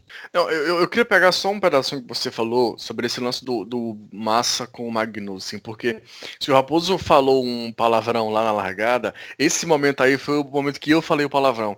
Não só pela espremida primeiro, porque isso ao vivo foi na câmera Você fala palavrão toda hora, né? Vamos... É verdade. Toda hora. Ele melhorou. Ele é o nosso Esteban Ocon. A evolução dele é a olhos vistos. Enfim. Primeiro que ao vivo, essa câmera tava no Magnussen. E aí eu vejo o carro do Massa chegando. Não, eu amei a briga. E aí por isso que eu pedi a palavra só pra comentar em cima dela. E aí o Massa vem fechando. E eu solto aquele palavrão e falo, vixe, vai bater, mas não bate. Aí o que vem melhor pra mim é até depois disso. Porque o Magnussen, ele segura, ele não tira o pé em momento algum, mesmo sendo pressionado pro muro, ele segura. E lá na frente ele perde a freada, ele sai todo torto, exatamente. O Massa pega a frente de novo, mas o Magnussen tem a linha. E aí ele pega a linha, tá na linha de dentro, e aí consegue completar a ultrapassagem. Mas além disso, no replay eu tava vendo o Ocon, que é quem quase ultrapassa os dois nessa briga toda. E o Ocon, ele vem mais atrás, o Ocon ele deu uma de Alonso. Alonso é um dos pilotos que eu mais gosto no grid, e eu gosto de ficar muito observando ele guiando. Então, por exemplo, logo depois da Camel, por exemplo, lá em Spa, é incrível como quando ele tá um carro na frente dele, ele sempre faz em uma linha diferente, uma linha mais aberta, para tentar armar o bote para as curvas seguintes. O Ocon, ele fez exatamente isso. Quando ele vê eles brigando, presta atenção no Ocon, no replay, ele começa a fazer uma linha diferente. Ele passa o Williams fazendo isso, abrindo a curva, ele passa o Williams. Exatamente. Ele não é assim de última hora, ele vem lá de trás. Quando ele vê ele chegando, ele fala, eu vou me preparar aqui. Aí lá de trás ele começa a fazer as linhas diferentes para uma hora abrir espaço. E aí quando abre o espaço, ele passa o Massa e quase passa o Magnussen, mas o Magnussen tem uma espremida grande nele. Do tipo, não vem que não tem. Mas com os três brigando, o primeiro, o Massa que, enfim, brigou ali e fechou tudo mais. O Magnussen pela coragem de entrar na briga e depois dar aquele troco muito inteligente. E o Ocon de saber esperar, ainda muito jovem, né? Não quis se meter na briga, ele soube esperar, observar, foi preparando o bote. E quando a chance veio, ele deu o bote. Exatamente. Essa briga, talvez seja a briga mais bonita da corrida, né? Até porque não teve outra, eu acho. Ou se teve outra, não teve lá grandes coisas. De briga mesmo, de ultrapassagem, batalha e tudo mais. Acho que foi o melhor conjunto ali. Só para deixar claro pro ouvinte, essa briga, quando eu falei lá na abertura do programa, né, da volta 17, é exatamente isso, tá, ouvinte? Para ficar tudo certinho, eu tava me referindo justamente a essa briga de Magnussen, Massa, de Ocon. Foi né, numa prova com tão pouca coisa, foi um momento delicioso, porque teve ultrapassagem, teve espremida, teve troco, que né, o ouvinte do café, que já está aí há muitos anos, me ouve defender aqui, clamar por ultrapassagem, semana sim, outra também. e eu sempre falo, melhor do que a ultrapassagem, existe uma coisa melhor do que as ultrapassagens numa corrida, é o troco. É o piloto ter a oportunidade de retrucar, de devolver a ultrapassagem, de reultrapassar, de reganhar a posição. Isso não tem nada mais bonito do que isso no automobilismo. Então a gente teve momentos, sim, como o Diogo Gomes já descreveu, não preciso nem entrar em detalhes, né? O aguerrimento, se é que existe essa palavra, né? O modo aguerrido do Magnussen em não aceitar, né, por todos os defeitos que ele possa ter, mas foi belíssimo ver aquilo ali, né? O Magnussen, ele realmente, ele às vezes até passa do ponto em algumas brigas, mas é isso aí, é legal de ver isso, né? É outra coisa que eu queria falar da largada também, a gente acabou indo aí na trilha dos e-mails aí e acabou talvez não matando. Mas, o Vettel não podia ter fechado daquela maneira. É instinto do cara que não quer aceitar perder, que quer defender a posição. Claro que tem um limite. Claro que ele não pode fazer tudo, mas nada do que o Vettel fez ali, você pode tirar do espírito de, opa, peraí, larguei e vou defender, larguei e vou tentar espremer o adversário aqui, porque, repito, ele não viu que tinham 3 carros, ele acabou dando a chance. Mas o espírito de defesa, o espírito do Magnussen de não aceitar, são coisas que eu valorizo demais, acho encantadoras em corridas de carro. Fiquei contente, Fábio Campos, saber que lá na volta 17 você ficou feliz com o Ocon. Próxima pergunta do Jailson. Pérez e Van Dorn foram bem conseguindo bons pontos para suas equipes. Pérez acabou renovando com a Force India, não tinha muitas opções mesmo. Deve encerrar a carreira por ali, ao menos eu acho. Palmer teve seu melhor desempenho na categoria, tarde demais, e o Hülkenberg conseguiu seu recorde, maior número de provas sem. Pergunta para Diogo Gomes, a última do e-mail do Jailson. Muitos falam quanto o Hülkenberg é um ótimo, mas por que não consegue subir na categoria? Será que ele não é tudo isso que pregam? Subiu, tá na equipe de fábrica. Não só tá na equipe de fábrica, como ele tá liderando a equipe de fábrica.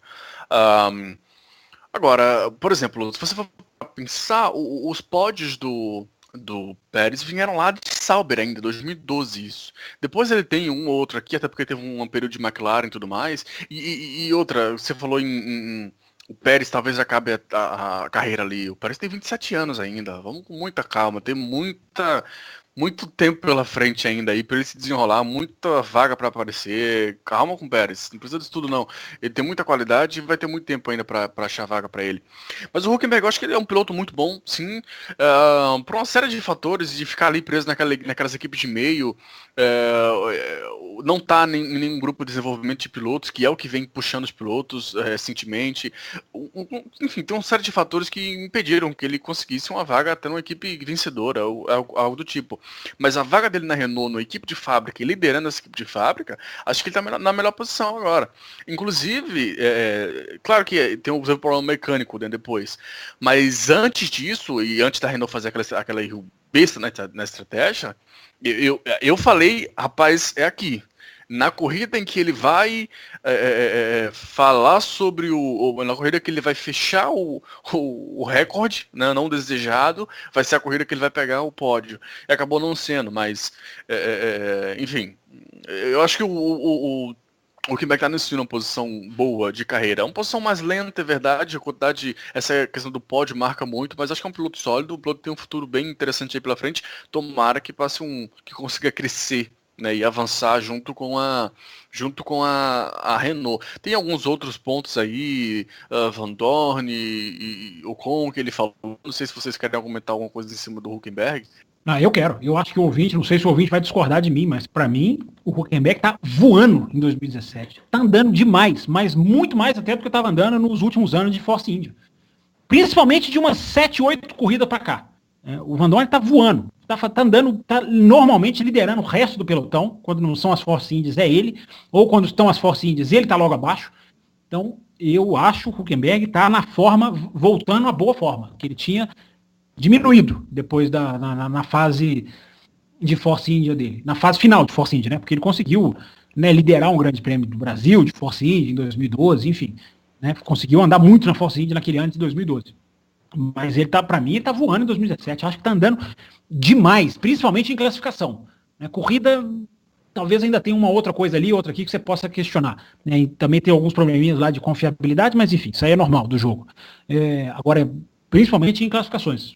Não sei se o ouvinte vai concordar ou discordar, não entendi que ele quis dizer com a pergunta dele, mas na minha humilde opinião, ele voltou a voar. O Hülkenberg voltou a ser aquele piloto rapidíssimo em classificação e bom em ritmo de corrida.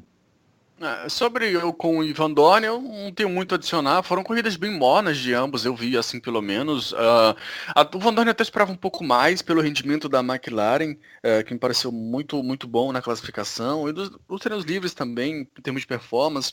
Mas a equipe errou também, assim como a Renault, errou na estratégia na hora de chamar ele para os pits. Quando fez os pits foram paradas muito lentas, cheias de problemas, então a equipe acabou bagunçando a história como um todo, né? Então, uma sétima colocação que ele chegou no final é o melhor resultado dele na Fórmula 1 até aqui, mas é basicamente uma posição que sobrou, né? Tem 12 carros terminaram a corrida, 13 carros terminaram a corrida. É uma posição que meio que sobrou para ele, não tinha muito o que chegar atrás disso. Se chegasse atrás do Massa, mesmo com todos os problemas e todas as inúmeras paradas, ou de um Verlaine, aí que estaria o problema, né? Então ele só mitigou erros ali, fez o que tinha que fazer, sofreu com alguns erros da equipe. Não vejo como um grande resultado do Van Dorn, não. Colheu o que tinha ali pela frente. É muito a corrida do Bottas, mais ou menos, apesar que o Bottas até criticou mais por ter equipamento. E o Ocon, a mesma coisa. Tudo que eu falei pro Van Dorn, pra mim, você pode copiar mas tem gente que acha que 10º lugar é vitória, né? E o Ocon ficou em 10º. Né? Mas a gente não pode deixar, tem gente que a gente não pode dizer que 10º lugar do Ocon é ruim, não pode. Então eu sou obrigado a dizer que o Ocon foi muito bem esse final de semana. O início de corrida dele, principalmente, eu achei bem ruim, mas ele consegue evoluindo assim, exato. As pessoas vão bater carimbo, elas estão querendo conselhos. Mas eu sou obrigado a dizer, ele foi mal esse final de semana, o que acontece, é normal, acontece oscilações. Mas ele alugou, né, Diogo, a 11ª posição e ficou a corrida inteira em 11º, depois ele consegue no final 10º, mas fez uma ultrapassagem que você acabou de descrever, elogiável, enfim, mas os 10º lugares dele do começo do ano, eu sou obrigado a elogiar, então eu sou obrigado a dizer que ele voou em Singapura. Foi uma corrida bem morna, basicamente o que eu falei pro Van Dorn, né, basicamente se manteve ali, não cometeu erros e pegou o que sobrou para ele um ponto. Já tem um recorde incrível aí de pontos marcados na temporada de estreia, ou melhor, na temporada completa, então o número manteve, mas o desempenho dele não foi bom, não. Destaque realmente só essa ultrapassagem que a gente já citou, que realmente foi um movimento, o conjunto do movimento como um todo. Belíssimo. Foi muito bonito. Só fazer uma correção aqui, eu dei uma informação errada, e eu detesto quando isso acontece, ainda bem que eu consegui descobrir ainda na edição. Eu falei que o Stroll tá à frente do Massa. Péssimo jornalismo. Eu falei, mas eu pelo menos corrijo, né? Eu pelo menos vou atrás. Eu falei que o Stroll já ultrapassou o Massa na tabela de pontos. Não é verdade, ele tá a 3 pontos. É porque teve um momento da corrida ali que ele tava ficando a 1 ponto do Massa, depois ele perde uma posição, fica a 3. Mas enfim, não invalida o que eu quis dizer, né? Massa e Stroll estarem a 3 pontos um do outro, um com 20 anos de Fórmula 1 e o outro com nem 20 corridas, não invalida o que eu falei. Mas como a informação tem que ser passada correta, o Stroll não está à frente do Massa na tabela de pontos. O Massa está a 3 pontos à frente dele. Informação dada, e-mail do Jailson respondido. Vou trazer mais alguns aqui que tocam em outros assuntos da corrida para que a gente possa discutir. Outros até tocam no mesmo, a gente só vai citar aqui porque já foi respondido. O Alessiano Júnior, como o tio Bernie já pensava, a chuva dá uma animada na categoria, mas não imaginava tanto. Prendi a respiração com o acidente na largada, sempre preocupante. Na opinião dele, a largada, o acidente da corrida, o Vettel até fechou, mas foi tudo dentro do permitido.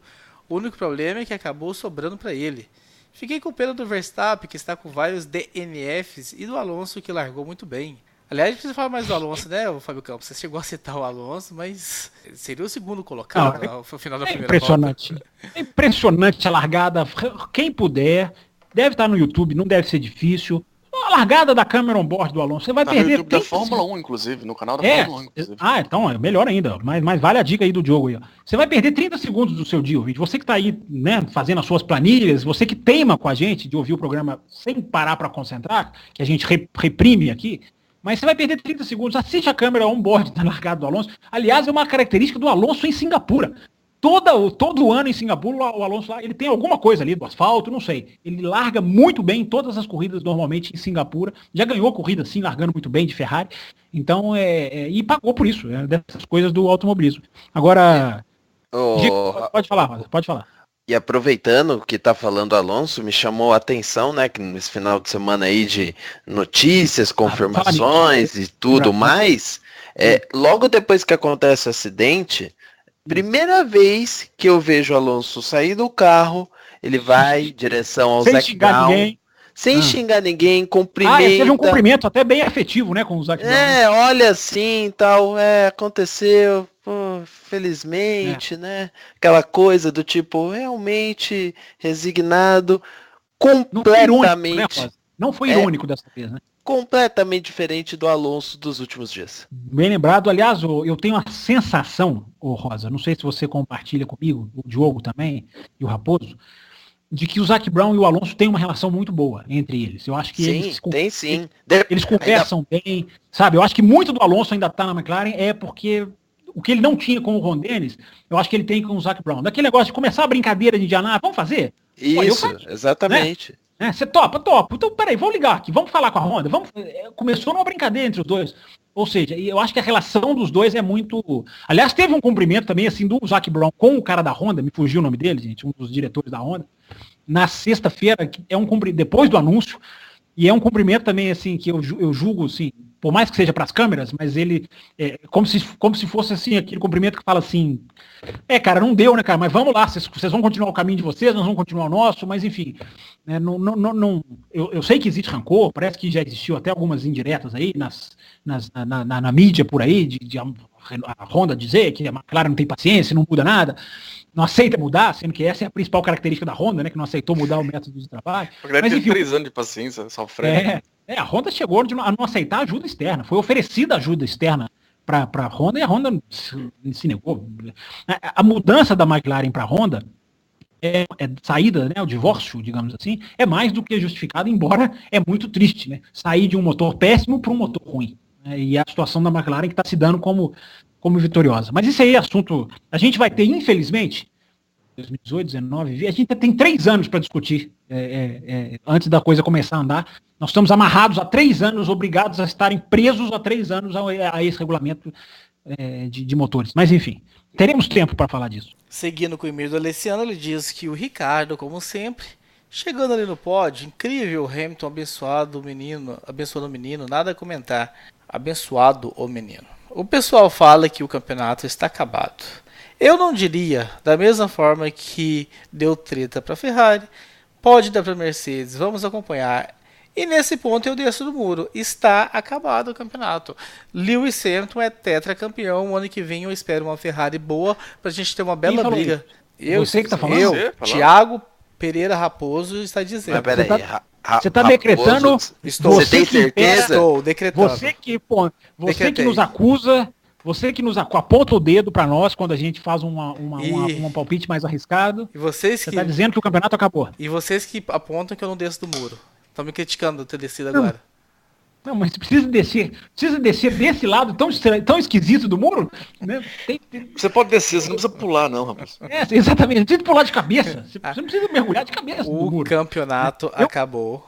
É isso. Não se esqueça, rapaz, que há uma chance da Mercedes trocar. Aliás, a Mercedes ganhou com um motor assim, que já tinha 4, 5 corridas. A Mercedes colocou nesse final de semana meio para cumprir tabela e conseguiu ganhar a corrida. Mas há uma grande chance de Mercedes também ter que trocar de motor em alguma corrida e perder posições no grid, rapaz. O campeonato acabou. Quem for Interlagos vai ter a honra, depois de tantos anos, de ver novamente uma decisão acontecendo aqui. Não fica nem para Abu Dhabi, então. Você está cravando que termina na penúltima corrida. Exatamente. Você vai ter que por isso. Você vai ter que pagar por isso. Eu lembro da temporada 2012, com o Alonso tinha uma vantagem enorme na frente. Aí vai para a Bélgica, o Grosjean tira ele, o Vettel é segundo, e vai para Suzuka, o Raikkonen toca no pneu traseiro dele, abandona, ele não marca nenhum ponto, o Vettel vence. E ali acabou o campeonato para ele. Você sabe o que eu lembro, Diogo? Em 2 largadas, sabe? Sabe o que eu lembro? Temporada de 2013, quando na 4ª corrida eu disse que o Vettel seria campeão e fui apedrejado. Você não pode ser futurologista assim, você não pode dizer isso. O que é isso, Fábio Campos? É um absurdo. E agora ele tá fazendo a mesma coisa, impressionante. Então tá cravado, Alessiano, você já tem a resposta do campeonato. Torça para 2018 a Ferrari vir com um carro legalzinho, pra gente ter essa briga aí de quem chega primeiro ao Penta. O Fabrício Dutra, sobre o incidente da largada do GP de Singapura, para mim foi coisa de corrida, mas se tiver que apontar alguém que desencadeou todo aquele evento, seria o Vettel. Não tem que apontar não, Fabrício. Fica tranquilo que você não tem que apontar não. Pode ficar tranquilo. Pergunta: por que o Ricardo não conseguiu acompanhar o ritmo do Hamilton, sendo que os treinos da Red Bull tinham um bom ritmo em relação às Mercedes? Nós já respondemos essa pergunta com relação ao Hamilton não conseguir atacar, o Ricardo não conseguia atacar o Hamilton. O Gustavo Mucilho: que corrida da Fórmula 1 hoje? Só que não. Apenas 3 comentários. Palmer pontuando. Alonso indo para o P3. Só que não. Em uma largada sensacional e Vettel achando que estava em um track day. Vettel apertar Max. Max não tinha para onde ir. E o Kimi mantendo sua linha e indo todo mundo para cima do Max. Contato na certa. Culpa do Vettel, que atravessou a pista. Olha lá a palavra culpa. Exatamente. A expressão culpa, né? Podia ter falado como o outro ouvinte, acho que o Fabrício Dutra, olha, se tiver que colocar alguém, esse aí não, apontou a culpa. Ricardo Banniman: o acidente, a bola da vez certamente será largada e prevejo diversos pontos de vista. Previu errado, todo mundo aqui convergiu, Ricardo Banniman. Depois de rever inúmeras vezes, mesmo sem procurar as imagens e vídeos, pulava incessantemente na tela do celular, me apareceu coisa de piloto que está fazendo seu trabalho, que é simplesmente estar à frente. Nenhum deles tirou o pé. É fato que o Kimi e o Max se engafiaram, assim como o Vettel iniciou sua defesa jogando o carro para a esquerda, como qualquer outro piloto faria. Qualquer outro pole faria. Não acho que por conta de ter um acidente tenha que ser necessariamente um culpado. Afinal, ninguém quer sair da corrida na primeira curva desde Suzuka em 1990. Muito bem colocado, é isso mesmo. Parabéns à FIA por não ter punido pela consequência. Exatamente isso que a gente pede aqui, né? Porque a consequência foi trágica. Nossa, tanta peça, safety car, meu Deus, carro voando, carro rodando no ar, como a McLaren. Não puniu pela consequência. Por quê? Tem que punir o movimento, e não houve movimento de nenhum deles que seja uma coisa assintosa. É exatamente isso que a gente briga aqui há tantas edições, que a gente fala aqui, não punir pela consequência. Olha-se o movimento da pista, é o que eu já brinquei aqui, né? Quem está na sala de análise tem que pausar a imagem, bater o pausa a imagem. Aí se eu fosse o Charlie Otto, eu falava assim, então você analisa agora, não vai ver a consequência não. Analisa aqui, a batida foi nesse segundo, pausa nesse segundo. É isso, porque não pode se punir pelo número de peças que voam na pista. E fizeram isso. Mas, repito, educaram as pessoas mal, puniram ao longo de tantos anos coisas tão bestas, que hoje em dia quem assiste Fórmula 1 acha que tem que apontar um culpado para qualquer lance que acontece na pista. Por isso, e até por isso mesmo, eu não gosto da ideia de elogiar a direção de prova, no sentido de ela fez a coisa certa, do tipo, ela foi brilhante, quase que passar a mão na cabeça da direção de prova. Eu acho justamente o contrário. Ela não fez durante esse tempo todo a obrigação dela de deixar as coisas acontecerem, e agora quando ela toma uma atitude que deveria ser a normal, a padrão, vem os elogios. Então acho que na verdade omitir uma análise que deveria ser mais crítica em relação à postura da direção de prova ao longo desses anos. Tomara que seja assim sempre. A gente não precisa, é o que eu digo, em outros esportes, não precisa passar a mão na cabeça do juiz. O juiz está lá para ser neutro. É a mesma coisa. Comissário em Fórmula 1 são como os juízes no futebol, no basquete, no tênis, no vôlei. Eles têm que ser neutros. Eles estão ali para fazer a regra ser cumprida e nada mais. Eu concordo nesse ponto de que é obrigação deles. Isso aí você tem razão. Mas eu acho que quando a atitude é correta, merece elogio, e desde que seja feito como a gente fez aqui. Lembre-se do passado e do mal que eles já causaram.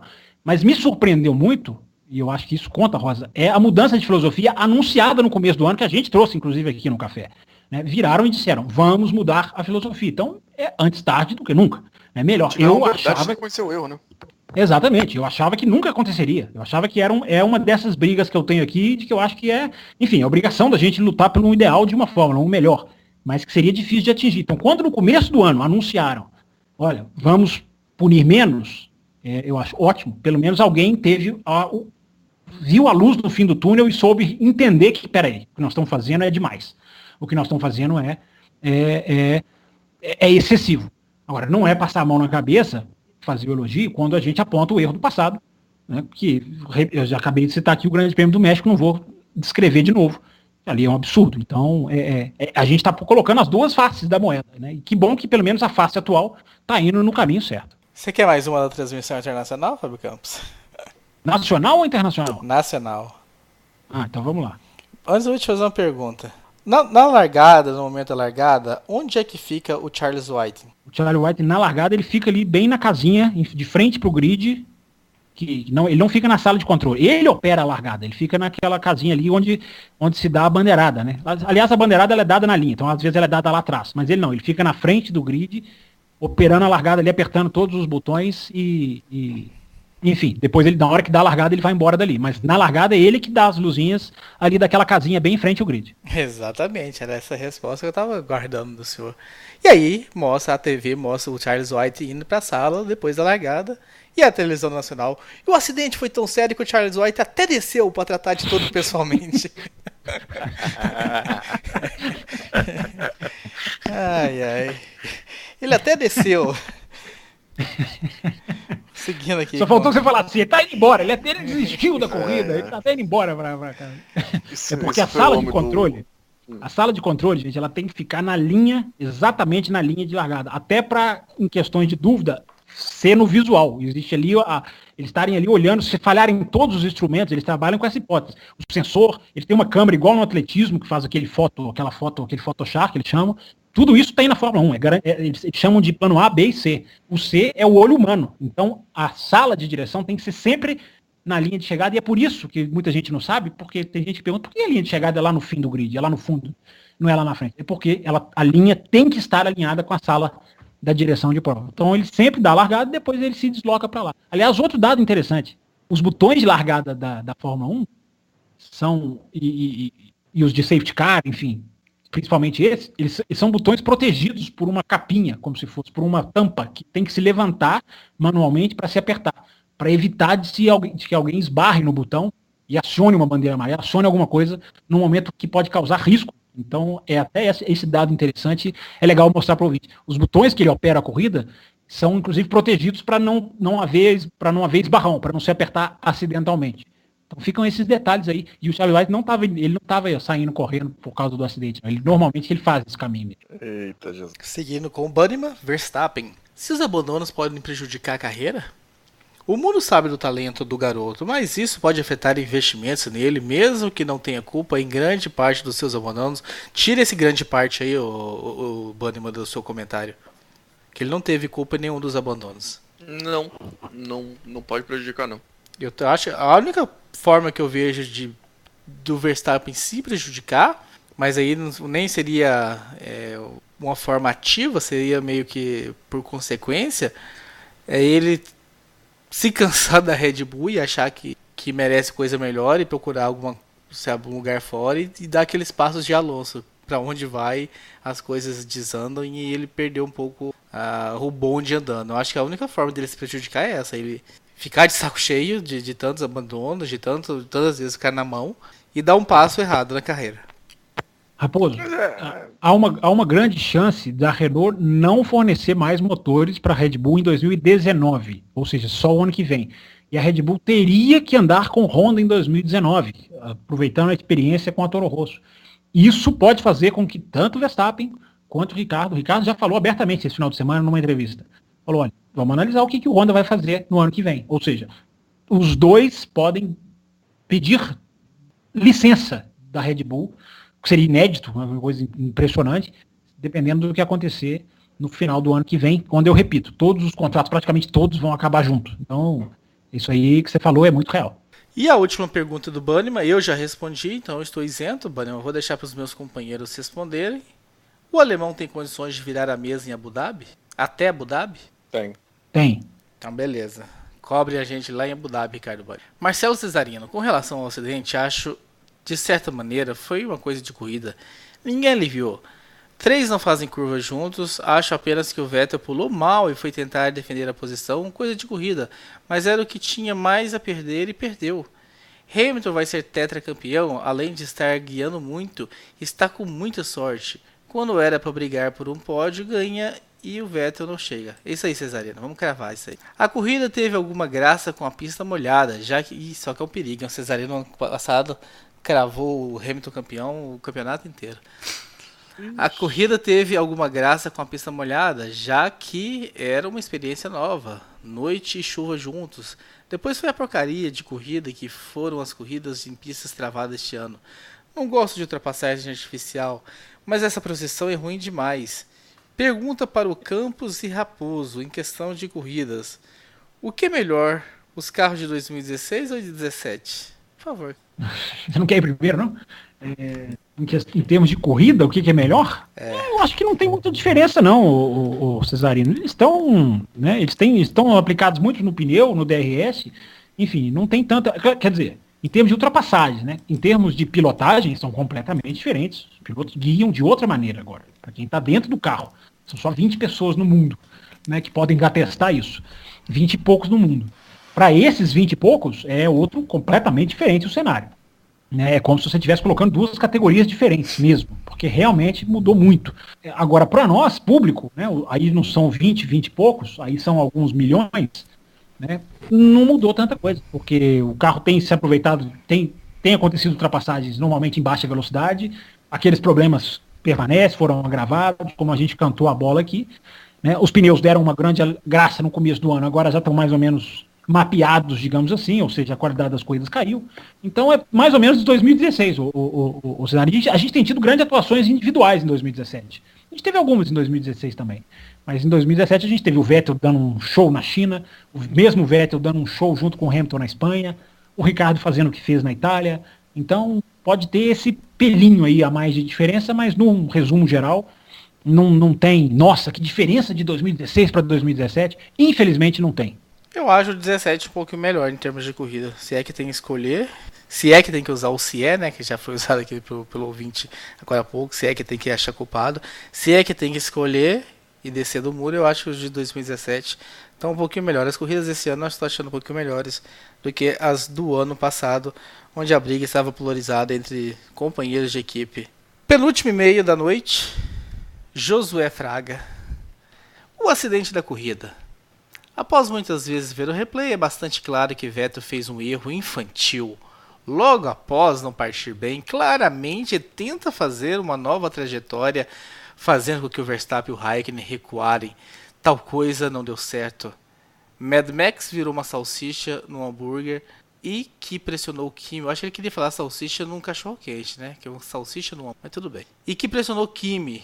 Erros acontecem, porém o ponto de viragem da curva estava tão longe que não fez o menor sentido para a manobra que culminou na primeira vez de duas Ferraris abandonarem na primeira volta. E como Singapura dá azar para Maranello. Ao Campos. Erros todos cometem, Campos. Mas vejo que andam atacando paus e pedras desnecessárias a Felipe Massa. Não foi o que mais abandonou, não provocou acidente, ou em toda a sua carreira preferiu o jogo sujo para ganhar corridas ou posição.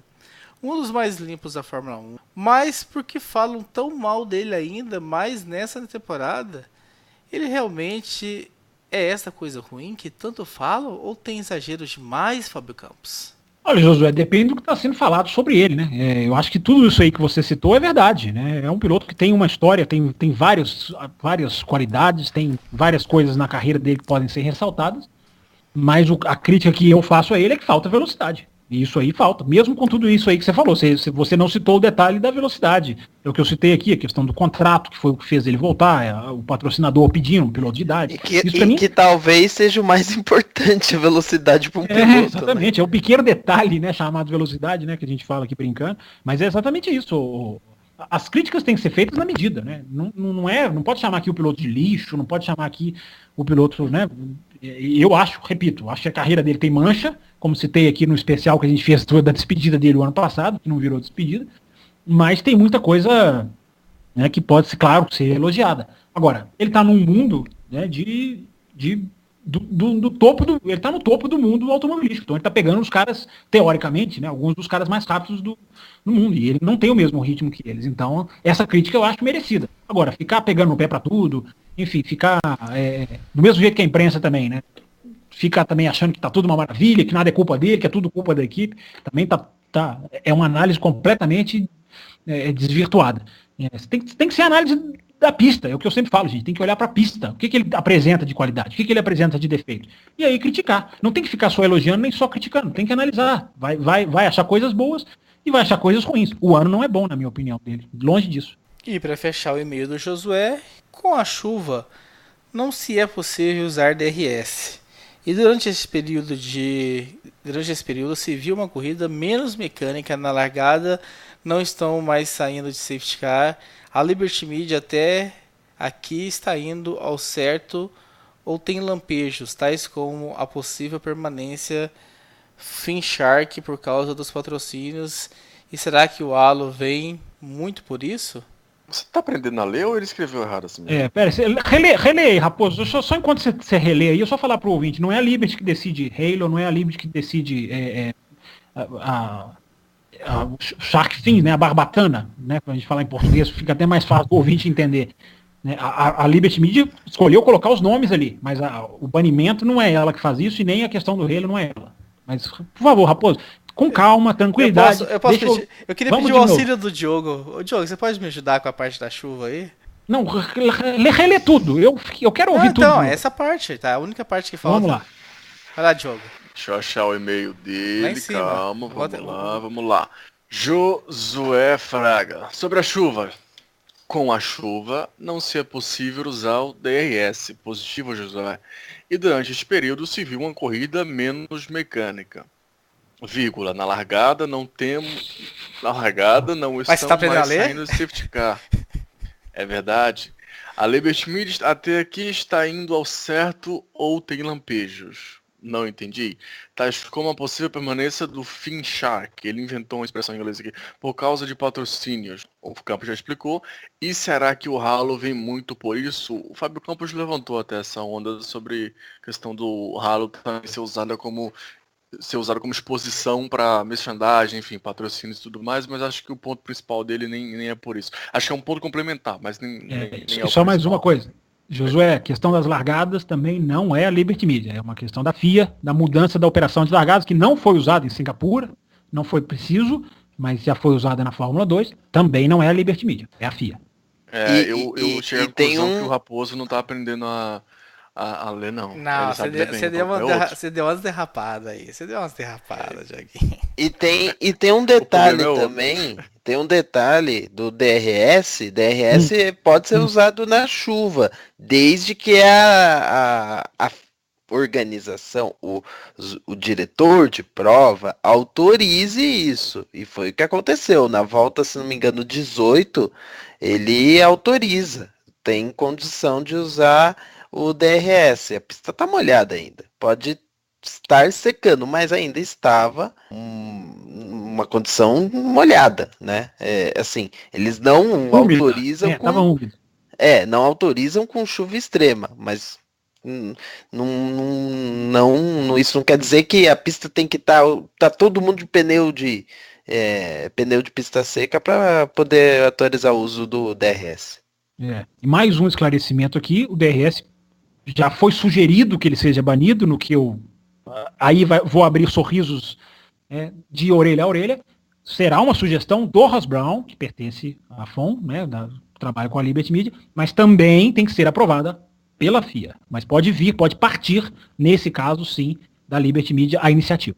E para fechar, Leandro J.R. Agora. Vettel poderia ter evitado o acidente, enquanto que o Max foi uma vítima absoluta da situação. Mas isso não quer dizer que eu defenda a posição para nenhum deles. Punição. É só se ele escreveu errado, porque aqui ele tava. Mas isso não quer dizer que eu defenda posição para nenhum deles. No e-mail tá posição, mas eu concordo com você que deve ser. Sua, JF. Eu concordo com você que deve ser punição. Eu já ia anunciar aqui, procura-se leitor de e-mails, tratar com cafécomvelocidade@gmail.com.br, mas o Raposo leu corretamente. E o Diogo, que foi tentar me desmoralizar no outro, escorregou também. Não, eu tava na esperança. Tentar entender o e-mail, eu fui te ajudar. Eu ia, se o Diogo lesse brilhantemente, ele quase leu. Eu tô para levantar a ideia de que o Diogo passasse assim todos os e-mails desse programa. Eu não acho as minhas ideias nos bastidores são verdadeiros tiros na água, não dão em nada, não ia dar em nada. Eu não tenho nada contra, não. Gente. Só vocês pra me fazer rir 1h da manhã. No geral, a corrida foi interessante. Teve várias ultrapassagens, mas a falta de uma Red Bull e de 2 Ferraris contribuiu para o nível da corrida ser abaixo do esperado. Como curiosidade, eu sempre quis ver chuva à noite e conseguimos. Agora só falta chover durante uma corrida de Fórmula E para completar o pacote dos meus desejos pobres. Impressionante a condução dos Sainz, Pérez, Van Dorn, Stroll e Palmer. Foram seguros e cometeram poucos erros, conseguindo assim se saírem vitoriosos, ao menos dentro das suas próprias equipes. Talvez valesse ter colocado o Magnussen também, não? Sobre Bottas, como ele andou mal, não conseguiu acompanhar carros claramente mais lentos e não forçou em nenhum momento algum, foi uma corrida imensamente fraca por parte dele. Ricardo foi estranho, pois não demonstrou o ritmo esperado, enquanto que o Hamilton foi supremo e dominou facilmente a prova toda. Esses assuntos que já foram comentados, né, ao longo do programa, no e-mail do JF, chegou a hora da gente ler as estatísticas do JF. Primeira e mais importante. Tem comentários entre cada uma delas, né? Hülkenberg se tornou o mais GPs disputado sem nunca ter chegado ao pódio. Observação, eu pessoalmente acho que umas 24 horas de Le Mans vale mais do que um pódio de Fórmula 1. Opa. Ele falou isso ou você falou isso, Raposo? Ele. Ah, tá. Que você falou E do jeito que venceu, né? Ele não venceu assim, meio que ele entrou no terceiro carro e num ritmo impressionante. Ele não só venceu Le Mans, ele venceu, assim, bem vencido mesmo. Mas também com muita desistência, né? Aquela prova teve uma série de desistência. Mas o ritmo foi bom, você tem razão. O ritmo andado foi relevante. Agora, eu sempre martelo aqui, JF vai ficar bravo comigo, mas não estou falando para o JF, estou falando para todos os ouvintes. Uma coisa é se guiar por números, outra coisa é se guiar por performance na pista. A carreira do Hülkenberg não se compara do Adrian Sutil, mas não tem a menor comparação. Então, ficar nessa questão de, não, agora ele, Sutil, não sei, mas são duas realidades completamente diferentes. O Hülkenberg, você pode até dizer que o mérito dele estar na Fórmula 1 por tanto tempo é porque tem talento. O Sutil não é que fosse um piloto ruim, mas não é exatamente o mesmo caso do Hülkenberg. Então, muito cuidado, porque essa estatística agora vai ficar aí para os altos, ou vai ser repetida aí nessas próximas semanas. São carreiras completamente diferentes, né? Tudo bem, o Hülkenberg ultrapassa o Sutil nesse quesito, mas o Hülkenberg está na Fórmula 1 há muitos anos por causa do seu talento. O motor Ferrari iguala o motor Renault, e agora ambos lideram as poles com 213 para cada. Entretanto, a Renault tem uma pole com seu motor renomeado de Playlife e outra com o nome de Tag Heuer. Tag Heuer e Playlife, é verdade. Playlife com ela era Benetton, né? Em 11 anos, a Ferrari só teve 2 DNF duplos. Nessa etapa e no México em 2015. É muito difícil escrever abandono? Deixa eu pegar no pé aqui. É muito difícil escrever abandono? Por que escreve DNF e não pode escrever abandono? E DNF é tão feio. Né? Nessa etapa... Pode continuar, Raposo. Não fica bravo. Quando fica esse silêncio é porque estão todos me xingando mentalmente. Pode continuar, Raposo. E lembrando que tem uns 3 segundos entre uma e outra para interseções. Ah, é verdade. Desculpa. Nessa etapa e no México em 2015, ambos com a mesma dupla de pilotos. Quarto pódio seguido em Marina Bay para Ricardo, ou seja, todos os anos dele na Red Bull, com 6 corridas. Quarto pódio seguido, né? Isso. É isso que ele disse? Sim. Interessante essa estatística. Essa é muito interessante. Parabéns, JF. Como sempre, eu defendo aqui as suas estatísticas. Sempre que ele correu de Red Bull lá, ele foi ao pódio. Essa é interessante mesmo, porque pega várias fases, né? É a era turbo, mas são várias fases ali de dominação, anos que a Red Bull foi bem, outros nem tanto. É interessante essa estatística. E tem certos lugares na Austrália que é mais próximo ir para Singapura, ou tão próximo quanto ir para Melbourne. Então é uma corrida um pouco assim australiana, muito não, mas um pouco australiana, porque tem pontos da Austrália que estão tão perto de Singapura como estariam de Melbourne, por exemplo. E é curioso isso mesmo, no pódio deu para ouvir o público australiano vibrando ali, eu não tinha essa referência geográfica que você, como bom A gente... Como bom nada. Eu adoro o mapa. Eu adoro o mapa. Eu gosto de ficar olhando o mapa. Agente cultural, vamos dizer assim, nos forneceu agora de informação. Com 6 corridas para o fim da temporada, Vettel está 28 pontos atrás. Porém, em 2010, ele foi campeão, estando 31 pontos atrás. Isso não significa nada. Raposo, comenta essa estatística. Comenta essa estatística, você, por favor. Era uma outra Red Bull. E tinham muito mais falando de Vettel, ele nem tá na brigando, né? É verdade. Sim, mas ele O Vettel nunca tinha... Eu não sei se o JF já falou dessa estatística, mas o Vettel nunca tinha perdido a liderança de um campeonato que ele assumiu, né? Todas as vezes em que ele assumiu a liderança, acho que o JF tinha esbarrado nisso, não me lembro. Mas é a primeira vez na carreira do Vettel... Esbarrou sim. Esbarramos sim, né? Falamos disso, mas enfim.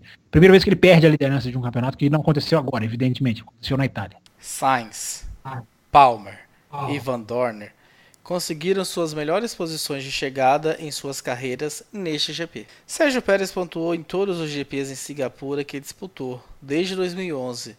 Isso sem nunca conseguir largar no top 10. Essa é boa, hein? Essa é boa. Essa é uma boa estatística. Então, não dá pra fazer ultrapassagem em Singapura. Não, peraí, aí tem que analisar tudo com calma também, né? Não é possível cravar nada. Eu aprendi nesse programa que não dá pra cravar nada, tá? Não, mas dá. Eu aprendi nesta edição de hoje, eu aprendi que cravar é um esporte aqui. Mas enfim. É um programa meio dúbio, né? Porque você pode aprender as duas coisas no mesmo programa. O ouvinte sabe muito bem quem analisa e quem crava com dados estatísticos. E outros que cravam por cravar. Crave só quando você tiver certeza. Exatamente. Agora, é interessante porque essa estatística aí comprova várias fases também, né? O Pérez andando de Sauber, andando com outra Force India em outras épocas, enfim, outro tipo, né? Digamos assim. Então, essa é legal, de que ele sempre... Alguns pilotos casam com certas pistas, né? Ainda existe isso na Fórmula 1, isso é bom. Né? O Vettel com Singapura já venceu 4 vezes, enfim. Ele só não casa em classificação, pelo jeito, né?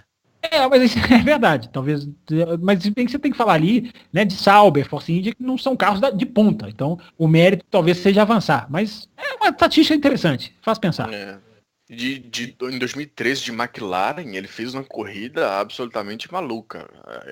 Ele bate, quebra a asa, e troca e volta, é uma corrida assim, bem, bem maluca, mas foi uma dessas corridas assim que tiveram uma quantidade enorme de abandonos.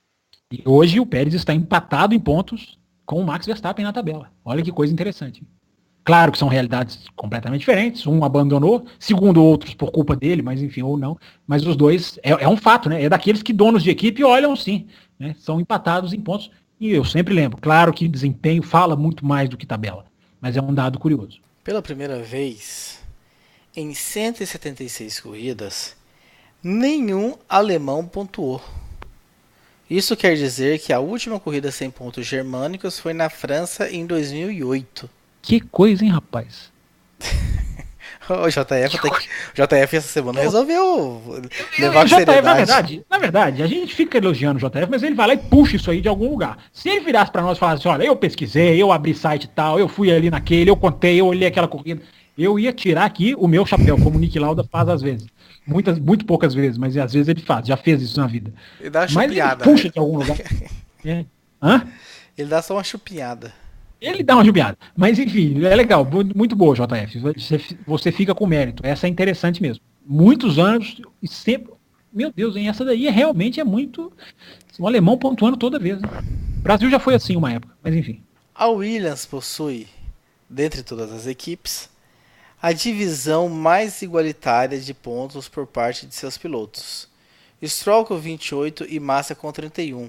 Ou seja, Stroll possui 47,4% dos pontos e Massa 52,6%. Aí é pra falar o seguinte, aqueles no início do ano que cravaram que o Stroll seria uma vergonha completa e outra que o Massa ia comer ele com... Ô, louco!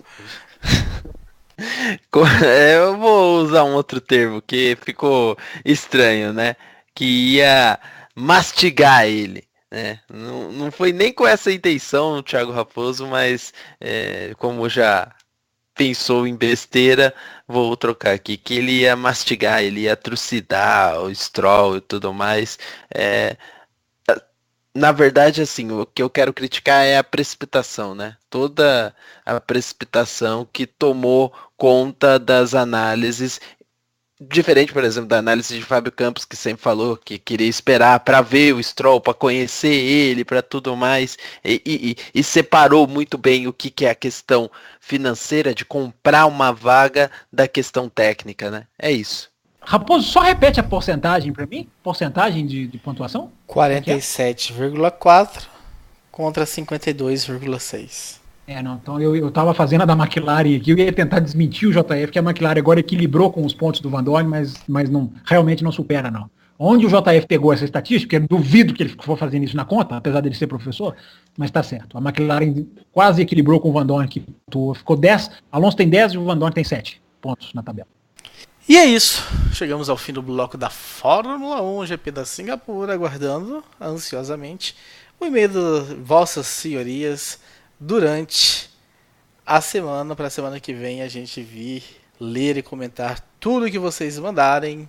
Um abraço e não deixem de ouvir o bloco número 2, onde nós falamos sobre a decisão da Fórmula Indy.